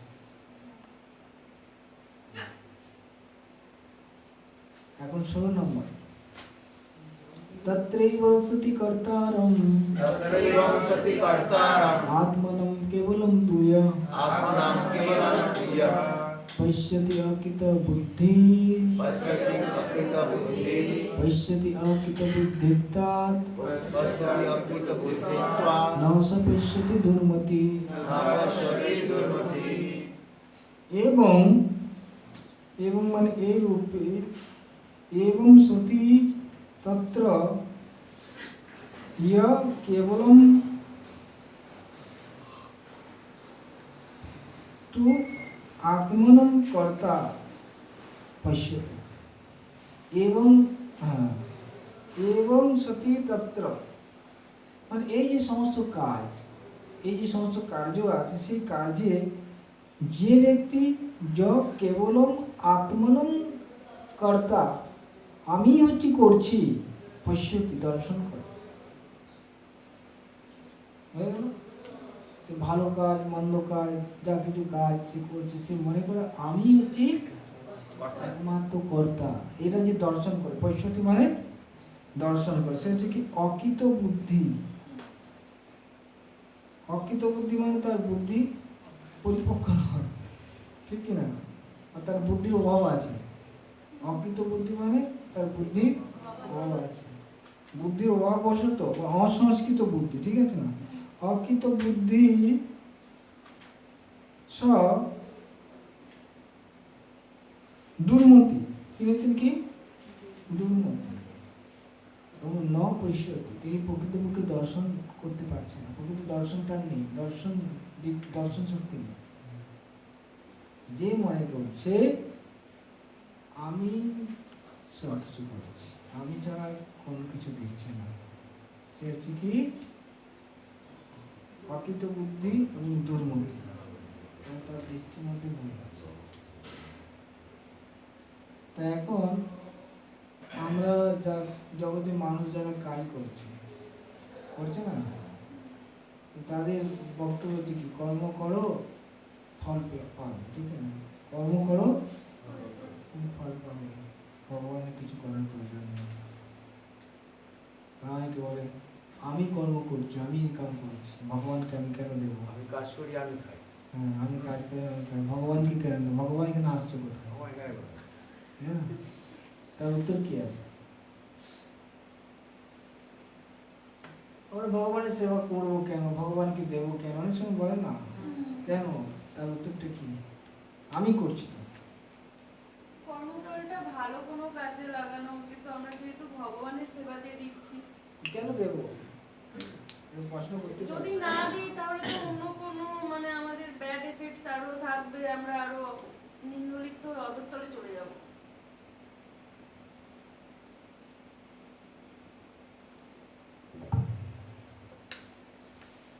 আর হচ্ছে কি যে আমরা যে কর্ম করছি সেটা আমি তো নিজে করছি না, পাঁচজন কারণ রয়েছে না, 5টা কারণ আছে, কিন্তু তাই বলে পাঁচটা কারণ রয়েছে। আমি তো একটা, আমি তো কর্ম করছি, কর্তা একটা, আমি হচ্ছি কর্তা। তো কর্তা ভগবানও আমাকে সাহায্য করতে হবে, আমি কর্ম করতে পারছি।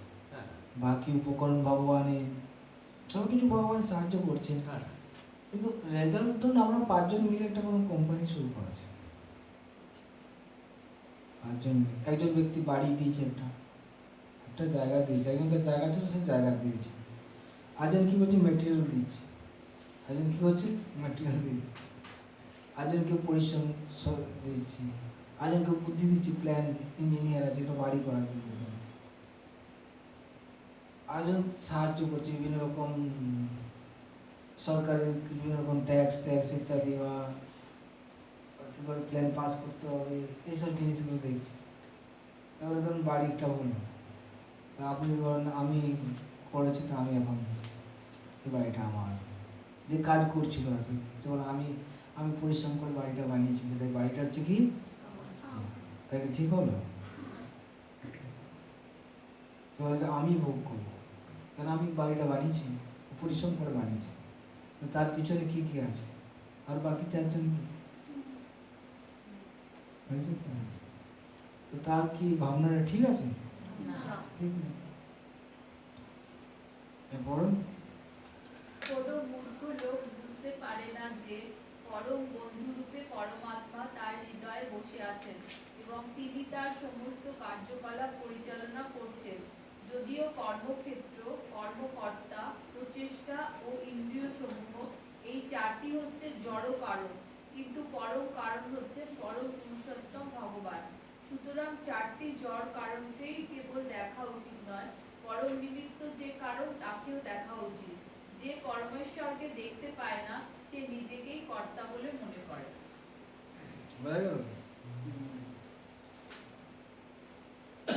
কর্মক্ষেত্র, কর্মকর্তা, প্রচেষ্টা, ইন্দ্রিয় সমূহ, এই চারটি হচ্ছে জড় কারণ। চারটি জড় কারণ কেন বলা হচ্ছে? ও চারটি জড় কারণ কেন বলা হচ্ছে? ভগবান পরমাত্মাকে না থাকলে তো হবে না, সব তো বেকার করে দেয়। জড় কেন বলা হচ্ছে? জড় কারণ মানে কি কি বুঝতেছেন কি? হ্যাঁ, এটা জড় জগতেরই তো হিসাব, মানে কর্মক্ষেত্র যেটা, কর্মকর্তা মানে ওটা জড় বুঝতে পারলাম, তারপরে কর্মকর্তা যেটা ধরুন নিজেই যদি ভাবি আমি করতাম, আমি তাহলে জড় হয়ে গেলাম কি জড়? হ্যাঁ, আমিও তো ভগবানের অংশ হতে পারি, কিন্তু যেহেতু আমি জড় জগৎ তিন গুণের এতে রয়েছি, তাহলে তো আমার তো সেই হিসাবে আমি তো প্রপার ভগবানের গুণের মধ্যে গেলাম না, তিন গুণের মধ্যে। প্রচেষ্টা দেখা যাচ্ছে ঠিক আছে, প্রচেষ্টা ইন্দ্রিয় সমূহ আমরা জড় বলতে পারি কর্মক্ষেত্রে, কিন্তু কর্তা যে আত্মা তাকে আমরা জড় কি করে বলতে পারি? প্রকৃতির গুণের জন্য তো আমরা এমনিতেই তো নষ্ট হয়ে গেছি। আমরা তো অনেকে জানিই না যে আমাদের মানে আত্মা এবং আমরা যে শরীরের থেকে ভিন্ন, বা আমাদের মধ্যে পার্থক্য কি পরমাত্মা আত্মার মধ্যে, তো জানিই না। মানে আমাদের যে কর্তাটা, আমরা যে কর্তা না, আমরা হচ্ছে কি অধীনস্থ কর্তা, মানে আমরা স্বতন্ত্র কর্তা নই। আমরা হাত কাজ করছি, কিন্তু আমি যেন চাচ্ছি সেটা চলছে, হাত করছি, কিন্তু আমার শক্তিতে চলছে, এর কোনো স্বতন্ত্র শক্তি নেই, আমার শক্তিতেই, সেই জন্য কর্তা। এটা দেখতে হাত কর্তা, কাউকে মারল ঠিক না, তো বলতে পারে না হাত তাকে মেরেছে, হাতেই মেরেছে, কিন্তু হাত কর্তা নয়। অর্ডার দেওয়া না সেরকম জীবাত্মা যে কর্ম করছে, কিন্তু ভগবান তার পিছনে প্রকৃত কর্তা। প্রকৃত কর্তা হচ্ছে কে? তাই যখন কেউ ভগবানকে দেখতে পায় না তখন থেকে হাতি করছে, এটা বলতে যাচ্ছে। যখন ভগবানকে সে বাদ দেয় তখন সে নিজেকে কর্তা বলে মানে। ভক্ত সবকিছু ভগবানকে দেখে, তার জন্য সে নিজেকে কর্তা বলে মনে করে না, ভগবানই করছে। মনে হচ্ছে কিনা? তো তাই আগেটা বলা লাগছে প্রকৃতপক্ষে দর্শন করতে পারে না, যে মনে করছে আমি হচ্ছি কর্তা, নিজেকে কর্তা আমি যখন কেউ নেই। তো এখন প্রকৃত চক্ষুষ্মান কে? 3.27 जो भगवान बोले প্রকৃতি কে মানে? হ্যাঁ তো এটা ম্যাচ করবে এর সাথে? প্রকৃতি কে মানে এটা ম্যাচ করবে। তো প্রভু এখানে পাঁচটা যে কারণ দেওয়া হয়েছে ওর মধ্যে প্রকৃতি এখানে অ্যাড করা হয়নি? আচ্ছা, প্রকৃতি কেন অ্যাড করা হয়নি? প্রকৃতি মানে এখানে হচ্ছে উপকরণ যেগুলো রয়েছে না, উপাদানগুলোর মধ্যে প্রকৃতি আসছে, ল্যান্ডের মধ্যে প্রকৃতি আসছে। এর মধ্যে প্রকৃতি মানে বডি আর প্রকৃতি রয়ে আসবে? হ্যাঁ, আমাদের শরীরটা তো প্রকৃতি। আমরা যদি দেখছি প্রকৃতি পুরুষ যোগে কি দেখলাম? আর প্রভু তাহলে গুণ কোথায় ওয়ার্ক করবে শরীরে? হ্যাঁ, গুণগুলো হচ্ছে কি মানে মূল জিনিস। তিনটে হচ্ছে গুণ, হচ্ছে মূল জিনিস। যেমন তিনটে হচ্ছে সুতো আছে, তিনটে রঙের সুতো আছে। কাপড় একটা আছে যেমন জিনিস, কাপড়ের মধ্যে সুতো আছে, সুতো ছাড়া কাপড় হতে পারে না। তাই যা কিছু আছে ওই গুণ দিয়ে তৈরি আছে। তারপর কাপড় হতে পারে, সোয়েটার হতে পারে, সব কিছু হতে পারে, সেগুলো হচ্ছে সুতো আছে, মধ্যে দিয়ে তৈরি হচ্ছে বিভিন্ন রকম বিভিন্ন কালারের জিনিস হচ্ছে। তাই প্রকৃতি মানে হচ্ছে উপাদান, ঠিকই না? প্রকৃতি মানে 24টি তত্ত্ব, 24 তত্ত্ব দিয়ে তৈরি হয়েছে।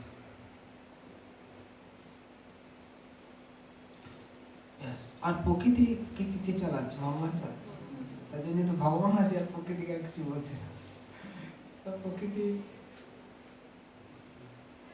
ভগবানের আন্ডারে আছে।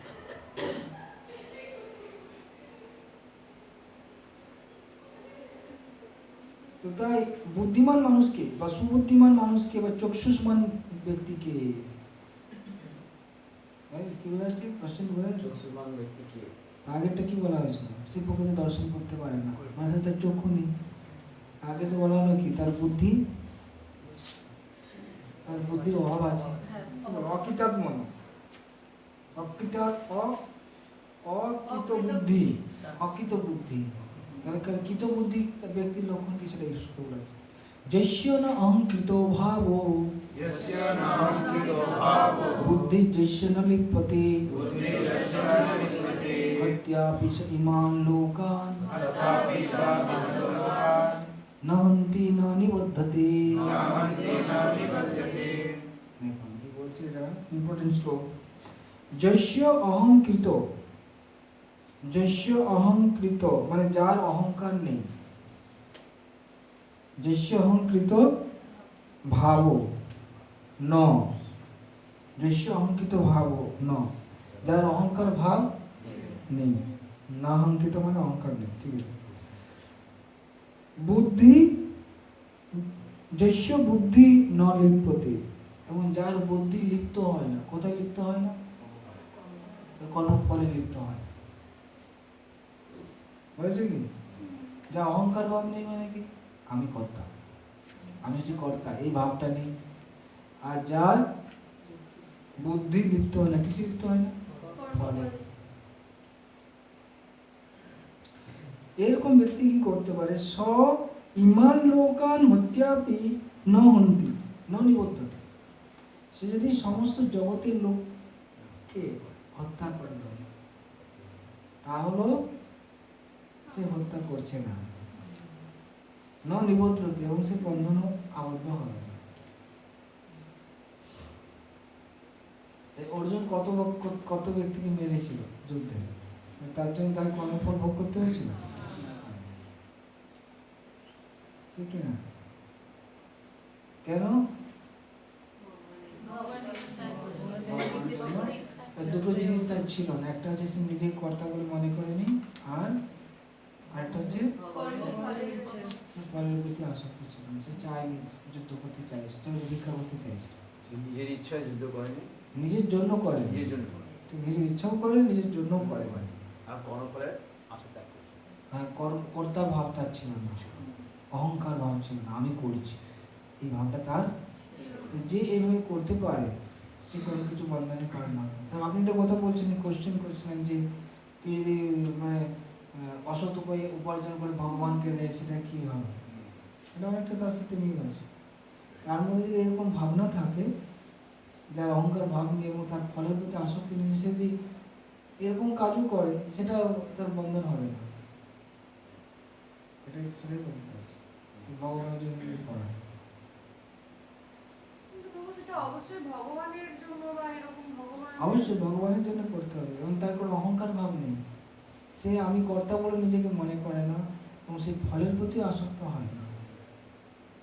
এরকম মনোভাব নিয়ে যখন কেউ কর্ম করে তখন সেটা স্বাভাবিকভাবে আধ্যাত্মিক হয়ে যাবে, শুদ্ধ হয়ে যাবে, তার চেতনাও শুদ্ধ হয়ে যাবে।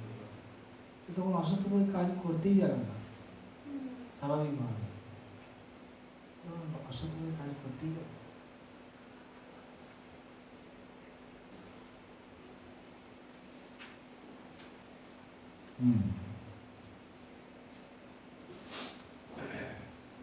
আমরা যখন দেখতে পাচ্ছিলাম যুধিষ্ঠির মহারাজ অনেক শোক করছিল না, আমি কত যোদ্ধাকে মেরে দিয়েছি, অর্জুনও ভাবছি ভীষ্মকে আমি মেরে দিয়েছি। ভগবান বলছেন ভীষ্মকে সবাইকে মেরে দিলেও কিছু তোমার হবে না যদি এরকম ভাবনা কি করো, একজন সবাইকে মেরে দিলেও কিছু হবে না, এটা বলতে চাইছি। এই শ্লোকে ভগবান অর্জুনকে বলছেন যে যুদ্ধ না করার বাসনার উদয় হচ্ছে অহংকার থেকে। অর্জুন নিজেকেই কর্তা বলে মনে করছিলেন, কিন্তু তিনি অন্তরে ও বাইরে পরম অনুমোদনের কথা বিবেচনা করেননি। কেউ যদি পরম অনুমোদন সম্বন্ধে অবগত হতে না পারেন তাহলে তিনি কেন কর্ম করলেন? কিন্তু যিনি কর্মের উপকর্মাদি সম্বন্ধে কর্মের সম্পাদনকারী রূপে নিজেকে এবং পরম অনুমোদনকারী রূপে ভগবানকে জানেন, তিনি সবকিছু সুচারুভাবে করতে পারেন। এই ধরনের মানুষ কখনোই মহাচ্ছন্ন হন না। ব্যক্তিগত কার্যকলাপ এবং তার দায়িত্বের উদয় হয় অহংকার এবং নাস্তিকতা থেকে, অথবা কৃষ্ণ ভাবনার অভাব থেকে। যিনি পরমাত্মা বা পরমেশ্বর ভগবানের পরিচালনায় কৃষ্ণ ভাবনাময় কর্ম করে চলেছেন, তিনি হত্যা করলেও তা হত্যা নয়, বা তিনি কখনোই সেই হত্যার জন্য ফলভোগ করেন না। কোন সৈনিক যখন তার সেনাপতির আদেশ অনুসারে শত্রু সৈন্যকে হত্যা করে তখন তাকে বিচারের কাঠগড়ায় দাঁড়াতে হয় না। কিন্তু কোন সৈনিক যদি তার নিজের ইচ্ছে কাউকে হত্যা করে তাহলে অবশ্যই বিচারালয়ে তার বিচার হয়ে থাকে।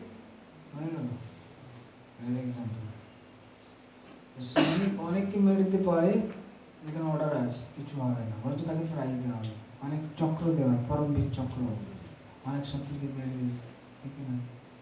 কিন্তু বাড়িতে এসে যে এটা কাউকে মেরে দেয়, ওটার জন্য ফাঁসি হয়ে যেতে পারে।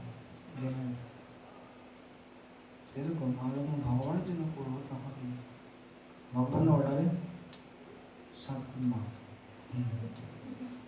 ঠিক কিনা? বোঝা গেছে? এখন আর একটা টপিকে যাচ্ছে, 18 নম্বর শ্লোকে। জ্ঞানং জ্ঞেয়ং পরিজ্ঞাতা ত্রিবিধা কর্মচোদনা করণং কর্ম কর্তেতি ত্রিবিধ কর্ম সংগ্রহ। এখানে বলা হচ্ছে জ্ঞান জ্ঞেয় পরিজ্ঞাতা ত্রিবিধ কর্মচোদন, মানে কর্মের প্রেরণা। জ্ঞান জ্ঞেয় পরিজ্ঞাতা এটা হচ্ছে কর্মের প্রেরণা, এবং করণ কর্ম কর্তা ত্রিবিধ কর্ম সংগ্রহ। সংগ্রহ মানে হচ্ছে আশ্রয়। এখানে 5টা জিনিস নিয়ে আলোচনা হচ্ছিল, এবং করণ কর্ম কর্তা জ্ঞান জ্ঞেয় পরিজ্ঞাতা। এদের প্রেরণা একটা কথা ছিল না, প্রেরণা কর্মের প্রচেষ্টা বা প্রেরণা, সেই প্রেরণাটা হচ্ছে জ্ঞান জ্ঞেয় পরিজ্ঞাতা। জ্ঞান জ্ঞেয় পরিকল্পনা, আর কর্ম করণ কর্তা, এনার হচ্ছে কর্মের আশ্রয়, সংগ্রহ মানে হচ্ছে আশ্রয়। তাই কোনো কর্ম করার জন্য আমাদের প্রেরণা দরকার। কোনো কর্ম করার জন্য কি দরকার? প্রেরণা। এই প্রেরণাটা হচ্ছে কি সূক্ষ্ম, এটা হচ্ছে কি সূক্ষ্ম অংশ। প্রেরণাটাকে আমরা দেখতে পাই, কোনো একটা কাজ করার জন্য প্রেরণা দরকার, সেটা আমরা দেখা যায় সূক্ষ্ম, কিন্তু ওই সূক্ষ্মটা আস্তে আস্তে স্থূল রূপ নেয়, ঠিক কিনা? কোনো কর্মের আগে যে সূক্ষ্ম অংশ তাকে কি বলা হচ্ছে?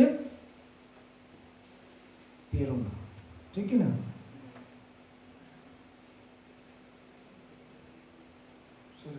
বলছেন পড়ুন। জ্ঞান, জ্ঞেয় ও জ্ঞাতা এই তিনের অনুপ্রেরণায় আমাদের সমস্ত দৈনন্দিন কাজকর্ম সাধিত হয়। কাজের সহায়ক উপকরণাদি, আসল কাজটি এবং তার কর্মকর্তা, এদের বলা হয় কাজের উপাদান। মানুষের যে কোনো কাজকর্মে এই উপাদানগুলি থাকে। কাজ করার আগে খানিকটা উদ্দীপনা থাকে, যাকে বলা হয় অনুপ্রেরণা। কাজটি ঘটবার আগে যে মীমাংসায় উপনীত হওয়া যায় তা হচ্ছে সূক্ষ্ম ধরনের কাজ। তারপর কাজটি ক্রিয়ার রূপ নেয়। প্রথমে আমাদের চিন্তা, অনুভব ও ইচ্ছা, এই সমস্ত মনস্তাত্ত্বিক প্রক্রিয়া মধ্য দিয়ে যেতে হয় এবং তাকে বলা হয় উদ্দীপনা। তাই আমরা দেখতে পাচ্ছি এখানে বলা হলো জ্ঞান, জ্ঞেয় এবং জ্ঞাতা এই তিনটে হচ্ছে কি অনুপ্রেরণা, আমাদের দৈনন্দিন কাজকর্ম সাধিত হয়। উপকরণ, সেটা হচ্ছে করণ, আসল কাজ যেটা হচ্ছে কর্ম, যে কাজ করছে তিনি হচ্ছে কর্তা, এটা হচ্ছে কাজের উপাদান। কোনো কাজ করার জন্য অনুপ্রেরণা দরকার এবং সেটা সূক্ষ্ম রূপে রয়েছে। সেটা হচ্ছে চিন্তা, তারপরে অনুভব, তারপর হচ্ছে ইচ্ছা। চিন্তা হয়, তারপরে অনুভব করে, ইচ্ছা করে, তারপরে কার্যটা হয়।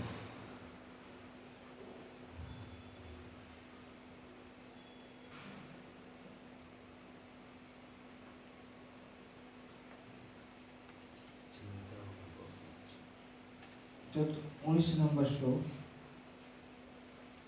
ज्ञानम कर्म च कर्ता च तीदैव गुणभेदता उच्यते गुणसंकाने यथावत्सिनो च तान्यपि। তো চতুর্দশ অধ্যায়ে গুণ সমূহের বন্ধকতার প্রকার বলা হয়েছে। চতুর্দশ অধ্যায় মানে গুণ সমূহে বলা হয়েছে না, কি গুণের কি কি লক্ষণ, কি ওই গুণগুলো আমাদের আবদ্ধ করে। সপ্তদশ অধ্যায়ে গুণকৃত স্বভাবভেদে কথিত হয়েছে। সপ্তদশ অধ্যায়ে গুণকৃত স্বভাব ভেদ, কি কি স্বভাব আছে, তিন গুণের কিরকম স্বভাব, সেগুলো বলা হয়েছে। এবং অষ্টাদশ অধ্যায়ে গুণ সঙ্গ যুক্ত জ্ঞানাদির ত্রিবিধত্ব বলা হয়েছে। গুণ সঙ্গ যুক্ত জ্ঞানাদি, জ্ঞান কত প্রকার? তিন প্রকার জ্ঞান আছে, ঠিক আছে। কর্ম তিন প্রকার আছে, কর্তা তিন প্রকার আছে, এটা বর্ণনা করা আছে। জ্ঞানম কর্ম চ কর্তা চ তিदैव गुणभेदतः उच्यते गुणसंकाने यथावत्सिनो तान्यपि। गुण संख्यान বিভিন্ন গুণে প্রকৃতি বিভিন্ন গুণ অনুসারে জ্ঞান কর্ম চ কর্তা চ গুণভেদত তিदैव, গুণ অনুসারে তিন প্রকার কথিত হয়, ঠিক আছে। যথাবৎ সীম তান্যপি, তান্যপি যথাবৎ সীম, সেই সমস্তগুলো যথাবৎ যথারূপে, সীম মানে তিন প্রকার জ্ঞান, তিন প্রকার কর্ম, তিন প্রকার কর্তা।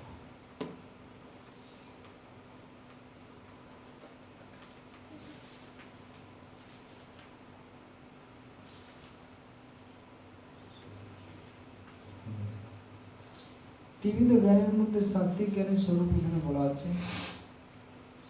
সাত্বিক জ্ঞান কি কাকে বলা হচ্ছে? সর্বভূতেষু জেনৈকম ভাবম অব্যয়ম ঈক্ষতে অবিভক্তং বিভক্তেষু তদ্জ্ঞানম বিদ্ধি সাত্বিকম।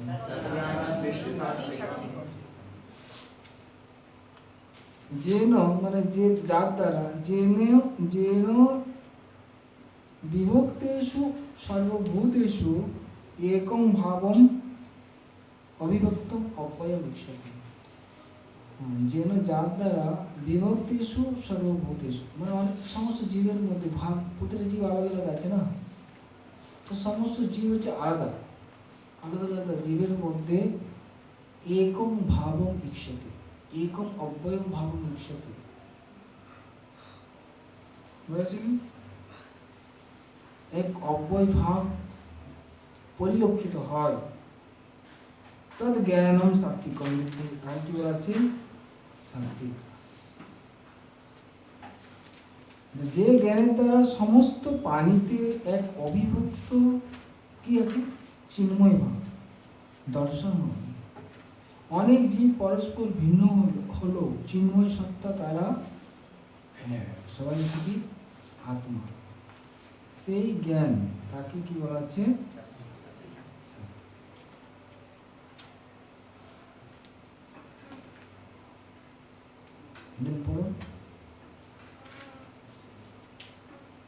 যিনি দেবতা, মানুষ, পশু পাখি, জলজ, উদ্ভিজ্জ সমস্ত জীবের মধ্যে এক চিন্ময় আত্মাকে দর্শন করেন, তিনি সাত্বিক জ্ঞানের অধিকারী।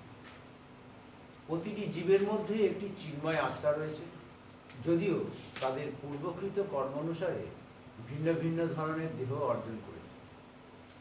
সপ্তম অধ্যায় বর্ণনা অনুযায়ী পরমেশ্বর ভগবানের পরা প্রকৃতি বা উৎকৃষ্টা শক্তি থেকে প্রত্যেক জীবের দেহে জীবনী শক্তির প্রকাশ হয়। এইভাবেই প্রতিটি জীবদেহে জীবনী শক্তি স্বরূপ এক উৎকৃষ্টা পরা প্রকৃতিকে দর্শন করাই হচ্ছে সাত্বিক দর্শন। সাত্বিক দর্শন মানে হচ্ছে অনেক জীব আছে কিন্তু তাদের মধ্যে এক ভাব দর্শন হবে, আলাদা দর্শন হবে না। এটা আমরা দেখতে পাচ্ছি বিদ্যা বিনয় সম্পন্ন এবং মনে কবি অস্থির সুনিচয় সভা কিছু পণ্ডিত পণ্ডিত সবার মধ্যে সমান কি দর্শন করে? আত্মার দর্শন করে। সাত্বিক কি বলছে? রাজসিক জ্ঞানটা কি? না পৃথক তেন তু যদ্জ্ঞানম নানা ভাবম পৃথক বিধাম বেত্তি সর্বেষু ভূতেষু তদ্জ্ঞানম বিদ্ধি রাজসম।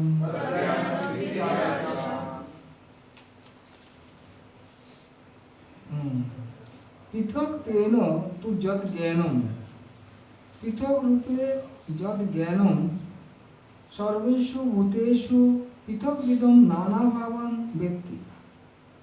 যে জ্ঞানের দ্বারা এই সমস্ত জীবকে পৃথক বিধান নানা ভাবান নানা অভিপ্রায়যুক্ত পৃথক জাতীয় ব্যক্তি বলে মনে করে, তৎ জ্ঞানম রাজসম, তাকে রাজসিক জ্ঞান। যে জ্ঞানের দ্বারা সমস্ত পানিতে ভিন্ন ভিন্ন ধরনের আত্মা রয়েছে, তারা মনে করে কি এক একটা পানি একটা আত্মা, মানুষ পশু আলাদা আলাদা আত্মা পৃথক রূপে দর্শন করে। তাই এই যে জ্ঞান তাকে কি বলা হচ্ছে? রাজসিক।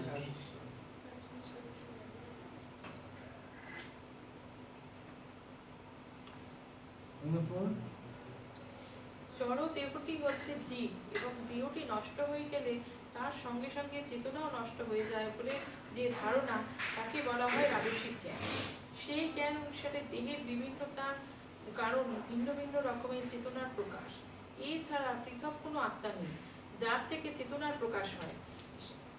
দেহটি আত্মা এবং এই দেহের ঊর্ধ্বে পৃথক কোনো আত্মা নেই।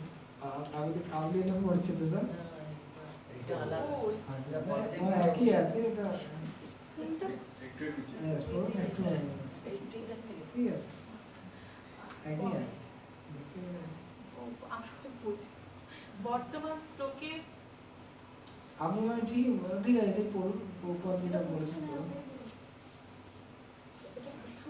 আচ্ছা, দেহটি আত্মা এবং এই দেহের ঊর্ধ্বে পৃথক কোনো আত্মা নেই। এই ধরনের জ্ঞান অনুসারে চেতনা হচ্ছে সাময়িক অথবা স্বতন্ত্র কোনো আত্মা নেই, কিন্তু সর্বব্যাপক এক আত্মা রয়েছে যা পূর্ণ জ্ঞানময়, এবং এই দেহটি সাময়িক অজ্ঞানতার প্রকাশ, কিংবা এই দেহের অতীত কোনো বিশেষ জীবাত্মা বা পরমাত্মা নেই।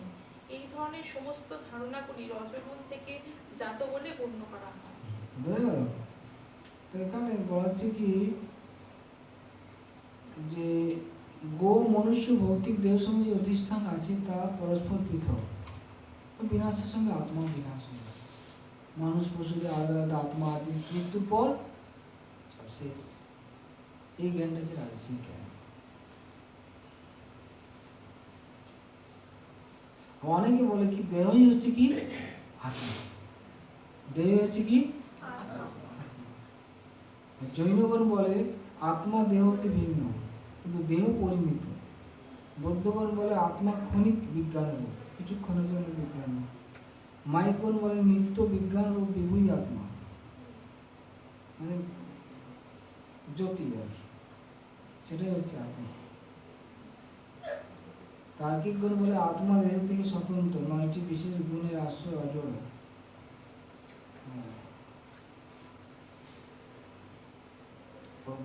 বলছেন একই কথা বলছেন আর কি, আর সহজভাবে। কিন্তু এখানে বলছে এই ধরনের জ্ঞান অনুসারে চেতনা হচ্ছে সাময়িক। চেতনা হচ্ছে কি কারা বলে? বৌদ্ধরা নাকি? অথবা স্বতন্ত্র কোনো আত্মা নেই, কিন্তু সর্বব্যাপক এক আত্মা রয়েছে যা পূর্ণ জ্ঞানময়, এবং এই দেহটি হচ্ছে সাময়িক অজ্ঞানতার প্রকাশ। হয়ে যাচ্ছে নাকি বলতে চাইছেন? এক পূর্ণ জ্ঞানময় আত্মা, সেটা হচ্ছে কি পরম ব্রহ্ম, ঠিক না? আমরা যে শরীরটা পেয়েছি একটা অজ্ঞানতা, এই শরীরটা চলে যাবে, তখন জ্ঞান পাবে, তখন ভগবানের সাথে এক হয়ে যাবে, আমরা সব জ্যোতিতে বিলীন হয়ে যাবে। এই শরীরটা পেয়েছি কিন্তু অজ্ঞানতা, অজ্ঞানটা চলে যাবে, তখন একসাথে এক হয়ে যাবে। অথবা দেহের অতীত কোনো বিশেষ জীবাত্মা অথবা পরমাত্মা নেই। এই ধরনের সমস্ত ধারণাগুলিকে রজগুণ জাত বলে বর্ণ করা হয়। এখন তামসিক जस्तु कृष्णवद एकस्मिन् कार्ये सक्तमहितुकम् अतत्तार्थवत् अल्पं च तामसमुदायितम्। जस्तु तु माने किन्तु, जे किन्तु एकस्मिन् कार्ये कृष्णवत् सक्तम अहितुकम्। একস্মিন কার্য মানে একটা কাজকে পরিপূর্ণরূপে দর্শন করে তার প্রতি সে আসক্ত হয়ে যায়। তিনি হচ্ছেন কি অতর্থার্থবৎ অল্পম, তিনি হচ্ছেন তত্ত্বরহিত, প্রকৃত তত্ত্ব রহিত, এবং অল্পম মানে তুচ্ছ বিষয়ে, তুচ্ছ কার্যে সে যুক্ত থাকে, তামসম উদাহরণ, তাকে তামসিক বলা হয়। তো একটা কার্যকে, কি কার্য না শরীর সম্বন্ধে, দেহ সম্বন্ধে কোনো কার্যটাকে সেটাকেই পরিপূর্ণ বলে মনে করে। দেহ সম্বন্ধে কার্য কি কি আছে? খাওয়া দাওয়া, খাওয়া, ঘুমানো, আহার নিদ্রা, ভয় মৈথুন, এইগুলোকেই সে মনে করছে কি সম্পূর্ণ। সেটা যে জেনে হচ্ছে আহার করাই হচ্ছে আমার জীবনের উদ্দেশ্য, এই চারটে জিনিস করছে, ধরো এই চারটে জিনিসকেই মনে করছে তার এটাই সব কিছু। এই যে জ্ঞান, তাকে কি বলা আছে? জস্তু কৃষ্ণবোধ একস্মিন সপ্তম হইতে, এবং তার প্রতি সে আসক্ত অতত্ত্ববোধ, প্রকৃত তত্ত্ব সে জানে না। তারপরে বলুন, তার কাছে অর্থ সম্পদই হচ্ছে ভগবান, এবং জ্ঞান হচ্ছে দেহগত চাহিদার তৃপ্তি সাধন। পরম তত্ত্বজ্ঞানের সঙ্গে এই ধরনের জ্ঞানের কোনো সম্পর্ক। এটি অনেকটা সাধারণ একটি পশুর জ্ঞানের মতো। শুধুমাত্র আহার, নিদ্রা, আত্মরক্ষা ও মৈথুন সংক্রান্ত জ্ঞান। এই ধরনের জ্ঞানকে এখানে তমগুণ প্রসূত বলে অভিহিত করা হয়েছে। পক্ষান্তরে বলা যেতে পারে যে এই দেহের ঊর্ধ্বে চিন্ময় আত্মা সংক্রান্ত যে জ্ঞান তাকে বলা হয় সাত্ত্বিক জ্ঞান।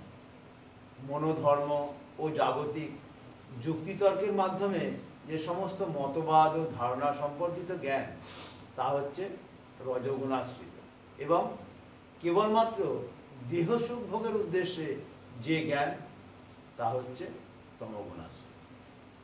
বুঝা গেছে? তমগুণ মানে যে দেহ, দেহ কি সে জানে, সে হচ্ছে কি তমগুণের। অনেকটা পশু, তার দেহটি সম্বন্ধে জ্ঞান আছে, তার কোনো জ্ঞান নেই, দেহের ঊর্ধ্বে কোনো কিছু জ্ঞান নেই। কিন্তু তার থেকে আরেকটু উন্নত রজগুণ, তারা কি সম্বন্ধে জানে না, মনোধর্ম নিয়ে থাকে, জাগতিক যুক্তিতর্ক, মতবাদ, মানসিক লেভেল আছে, তারা হচ্ছে কি রাজসিক। আর সাত্ত্বিক মানে হচ্ছে যারা চিন্ময় আত্মা সংক্রান্ত যারা রয়েছে, তারা হচ্ছে সাত্ত্বিক।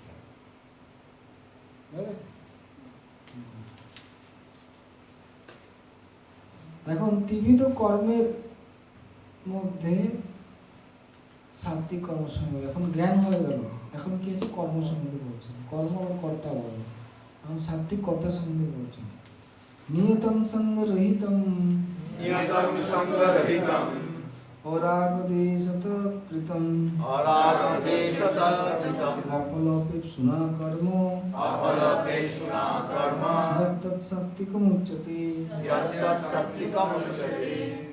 যৎ কর্ম, যে কর্ম, নিয়তম মানে নিত্য কর্ম, সঙ্গ রহিতম আসক্তি শূন্য, রাগ ও দেশত, অরাগ ও দেশত মানে রাগ ও দেশ থেকে মুক্ত, কৃতম মানে করা হয়, তৎ সাত্ত্বিকমুচ্যতে। অফলপ্রেপ্সুনা মানে ফলের কামনা শূন্য হয়ে যে কর্ম করা হয় তাকে বলা হচ্ছে সাত্ত্বিক কর্ম। নিয়ত কর্ম, নিয়ত মানে হচ্ছে কি আমাদের বর্ণাশ্রম ভিত্তিক যে কর্মকে বামন করতে বৈশিষ্ট্য যে এইসব আছে, সঙ্গ মানে আসক্তি শূন্য, কর্তৃত্ব অভিমান শূন্য, ফলের আশা বাদ দিয়ে যে কর্ম করা হয় তাকে বলা হচ্ছে সাত্ত্বিক কর্ম। রাজসিক কর্ম কি আছে? যস্তু কামেপ্সুনা কর্ম স্ব অহংকারেণ বাপুন ক্রিয়তে বহুলা আসং তদ রাজসং উদাহৃতম।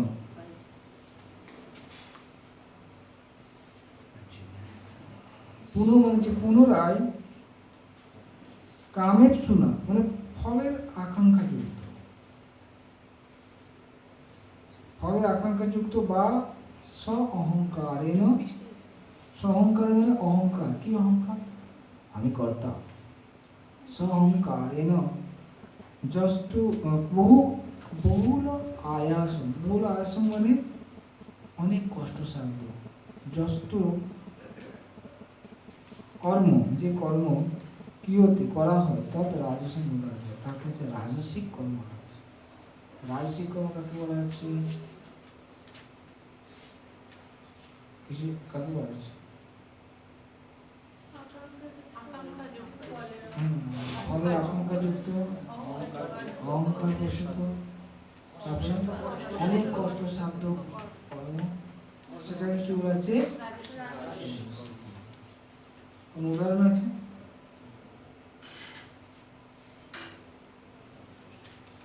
অনেক অনেক বড় বিল্ডিং বানাচ্ছি, অনেক পরিশ্রম করতে হয়, করতে হয় না, কষ্ট সাধ্য, ফলের আশা নেই, এগুলো সবই হচ্ছে কি রাজসিক কর্ম। বহুল আয়াসন, অনেক পরিশ্রম করতে হবে রাজসিক কর্ম, আগে সব দুঃখই ওরা মানে ওরা বানানো কষ্টদায়ক, মেনটেন করা কষ্টদায়ক, সুখ তার কি আনন্দ কি পাবে, মেনটেন করতে বানাতে তার সমস্যা হয়ে যাচ্ছে, রাজস্বিক বহুল আয়াস মানে কষ্ট সাধ্য। আর তামসিক কর্ম কি? অনুবন্ধন ক্ষয়ম হিংসাম অনুপেক্ষ্য চ পৌরুষম মহাদ আরভতে কর্ম যত্তত্তামসমুচ্যতে। তামসিক কর্ম হচ্ছে কি না, অনুবন্ধন। অনুবন্ধন মানে যা বন্ধন করে, যে কর্মটা কি করবে, বন্ধন করবে। ক্ষয়ম, হ্যাঁ, ধর্ম ক্ষয় করে, ঠিক না। তারপরে হচ্ছে কি হিংসা, অন্যকে কষ্ট দেয়। অনপেক্ষ, অনপেক্ষ মানে পরিণতির কথা না জেনে, জানে না যে কর্মটা করে। পৌরুষম, নিজের সামর্থ্যের বিচার না করে, নিজের সামর্থ্যের বিচার না করে। অনপেক্ষ মানে পরিণতির কথা না জেনে। যৎ কর্ম মহাদ আরবতে, যে কর্ম মোহবশত শুরু করা হয় তার তামসম উচ্চতে, তাকে তামসিক কর্ম বলা হয়। অর্থাৎ যে কর্ম করার মাধ্যমে কি হবে, তার বন্ধন হয়ে যাবে। এখানে প্রভুপাদ বলছেন কি, অনেক সময় এমন কাজ করে পুলিশ তাকে ধরে নিয়ে চলে যাবে, বা রাজার দূতরে ধরে নিয়ে যাবে, বা যমদূতরা তাকে নিয়ে যাবে। অর্থাৎ সেই কর্মগুলো হচ্ছে কি তামসিক কর্ম, পাপ কর্ম, যা আমাদের বন্ধনের মধ্যে আবদ্ধ করে। হিংসা থাকবে, ক্ষয় থাকবে, আর মোহবশত সেই কাজগুলো শুরু করবে। তাদের নিজের শক্তির কথা তার সে খেয়াল করবে না, তার কতটা শক্তি আছে, মানে কতটা সামর্থ্য আছে, ঠিক কিনা, বা এর যে পরিণতি কি আছে সেটা সে বিচার করে না, করে না, মোহবশত করে, তাকে তামসিক কর্ম। বুঝা গেছে?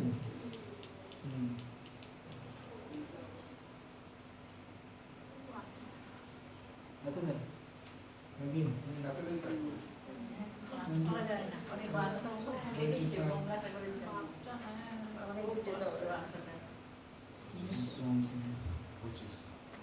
এতটাই থাকতে হবে, আর 2 দিন লাগবে। 10টা পর্যন্ত থাকতে হবে। ধীরে ধীরে করুন, আমার কোনো অসুবিধা নেই, আস্তে আস্তে করুন। আমার কোনো অসুবিধা নেই, টাইম দিতে হবে তো না।